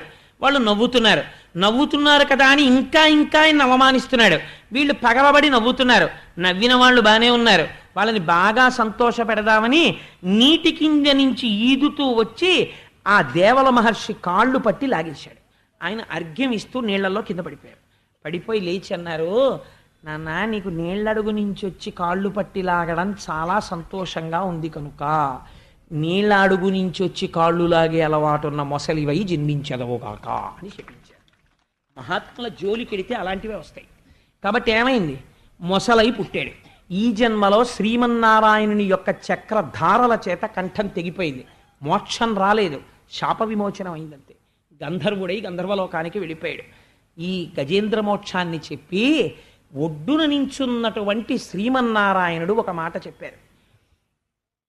అయ్యా, ఎవరైతే ఇప్పటి వరకు భాగవతంలో చెప్పిన కథలన్నీ ఒకెత్తండి, ఒక్క గజేంద్ర మోక్షం ఒక్కటి ఒకెత్తు. ఈ గజేంద్ర మోక్షమనబడేటటువంటి కృష్ణానుభావమైన గజరాజు రక్షణ కథ విను వారికి యశములిచ్చును దురితాపహంబు దుస్వప్ననాశంబు దుఃఖ సంహారంబు పొద్దున మేల్గాంచి పూతవృత్తి నిత్యంబు పఠించు నిర్మలాత్మకులైన విప్రులకు బహు విభవమరు సంపదలు కల్గు పీడలు శాంతి పొందు సుఖము వర్ధిల్లు శోభిల్లు సంతానములు అని ఎవరైతే ఈ గజేంద్ర మోక్షమనబడేటటువంటి కథని శ్రద్ధగా వింటున్నారో, అందున విశేషించి గొప్ప గొప్ప వ్రతాలు ఏమైనా చేసిన తరువాత గజేంద్ర మోక్షాన్ని వినడం దిగుణీకృత పుణ్యం. అలా వింటే లేదా మామూలుగా చేతులు ఒగ్గి నమస్కరిస్తూ స్వామి యొక్క ఈ కథని ఎవరు వింటున్నారో అటువంటి వారికి దుస్వప్ననాశంబు, దుస్వప్నముల వలన వచ్చేటటువంటి బాధలు పోతాయి, రోగములు పరిహరింపబడతాయి, దరిద్రము తొలగిపోతుంది, సంపదలు కల్గు, ఐశ్వర్యం కలిసి వస్తుంది, పీడలు శాంతి పొందు, గ్రహదోషముల వలన పీడలు వస్తుంటే ఆ పీడలు తొలగిపోతాయి, పీడలు శాంతి పొందు, సుఖము సిద్ధించు, అపారమైన సుఖం కలిగి మనశ్శాంతితో ఉంటాడు. వర్ధిల్లు శోభనములు, ఇంట్లో అస్తమానం మంగళతోరణం కట్టి శుభకార్యాలు చేస్తూనే ఉంటాడు. వర్ధిల్లు శోభనములు, ప్రతిరోజు ఏ కోరిక లేకుండా ఈ పద్యాల్ని నిరంతరం అలా చెప్పుకునే అలవాటు ఉన్నటువంటి బ్రాహ్మణుడు ఎవడున్నాడో అటువంటి బ్రాహ్మణుడు అంత్యకాలమునందు యమదర్శనము చేయడు. వాడు శ్రీమన్నారాయణ దర్శనాన్ని పొంది ఆయన విమానంలో వైకుంఠాన్ని చేరుకుంటాడు, చేరుకుని మోక్షం పొందుతాడు అని నారాయణుడు అనుతినిచ్చే, శ్రీమన్నారాయణుడే స్వయంగా ఫలస్తుతి చెప్పినటువంటి మహోత్కృష్టమైనటువంటి గజేంద్ర మోక్ష గాథని ఇవాళ కృష్ణ భగవానుడు మనని అనుగ్రహించి నా చేత పలికించి నన్ను చేతకానివాడు పలుకుతున్న ఉదార బుద్ధితో మా స్వామి కథ అన్న భక్తితో విన్న మీకు ఎంతటి కటాక్షం అబ్బాలో. అందుకని అంత పరమ పవిత్రమైన ఆఖ్యానమైన గజేంద్ర మోక్షాన్ని సంతోషంగా పూర్తి చేశాం. కృష్ణానుభవమైన అన్నారు కాబట్టి ఇవాళ మనం సంతోషంగా అన్ని నామాలు కృష్ణనామాలే. ఒక్కసారి ఇవాళ నామం చెప్పి బయలుదేరదామండి, ఎందుకంటే అదే కదా రక్షించింది ఆ ఏనుగుని. అందుకని అందరూ చెప్పి బయలుదేరండి.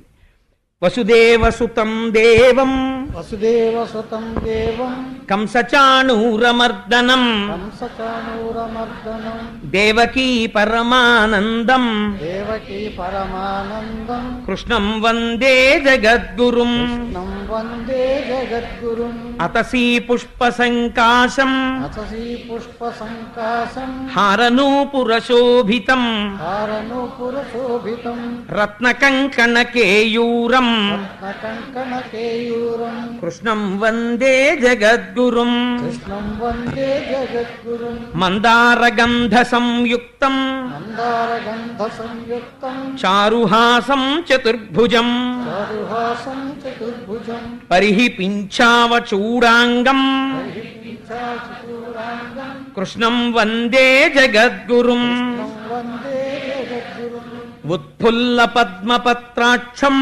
ఫుల్లపద్మపత్రాక్షం నీలజీమూత సన్నిభం నీలజీమూత సన్నిభం యాదవానాం శిరోరత్నం వేదవానాం శిరోరత్నం కృష్ణం వందే జగద్గురుం కృష్ణం వందే జగద్గురుం రుక్మిణీ కేళీ సంయుక్తం వినీకేళీ సంయుక్తం పీతాంబర సుశోభితం పీతాంబరశోభితం అవాప్త తులసీగంధం అలాత్తతులసీగంధం కృష్ణం వందే జగద్గురుం కృష్ణం వందే జగద్గురుం గోపికానాం కుచద్వంద్వం గోపికానాం కుజద్వంద్వం కుంకుమాంకిత వక్షసం కుమాంకిరవక్షసం శ్రీనికేతం మహేశ్వాసం శ్రీనికేతం మహేశ్వాసం కృష్ణం వందే జగద్గురుం కృష్ణం వందే జగద్గురుం శ్రీవత్సాకం మహోరస్కం శ్రీవత్సాకం మహోరస్తం వనమాలా విరాజితం విరాజితం శంఖచక్రధరం దేవం శంఖచక్రధరం దేవం కృష్ణం వందే జగద్గురుం కృష్ణం వందే జగద్గురుం కృష్ణాష్టకమిదం పుణ్యం నాస్తకమిదం పుణ్యం ప్రాతరుద్ధాయ పఠేత్ పరుద్ధాయ ఫలే కోటి జన్మకృతం పాపం కోటి జన్మకృతం పాపం స్మరణేన వినశ్యతి స్మరణేన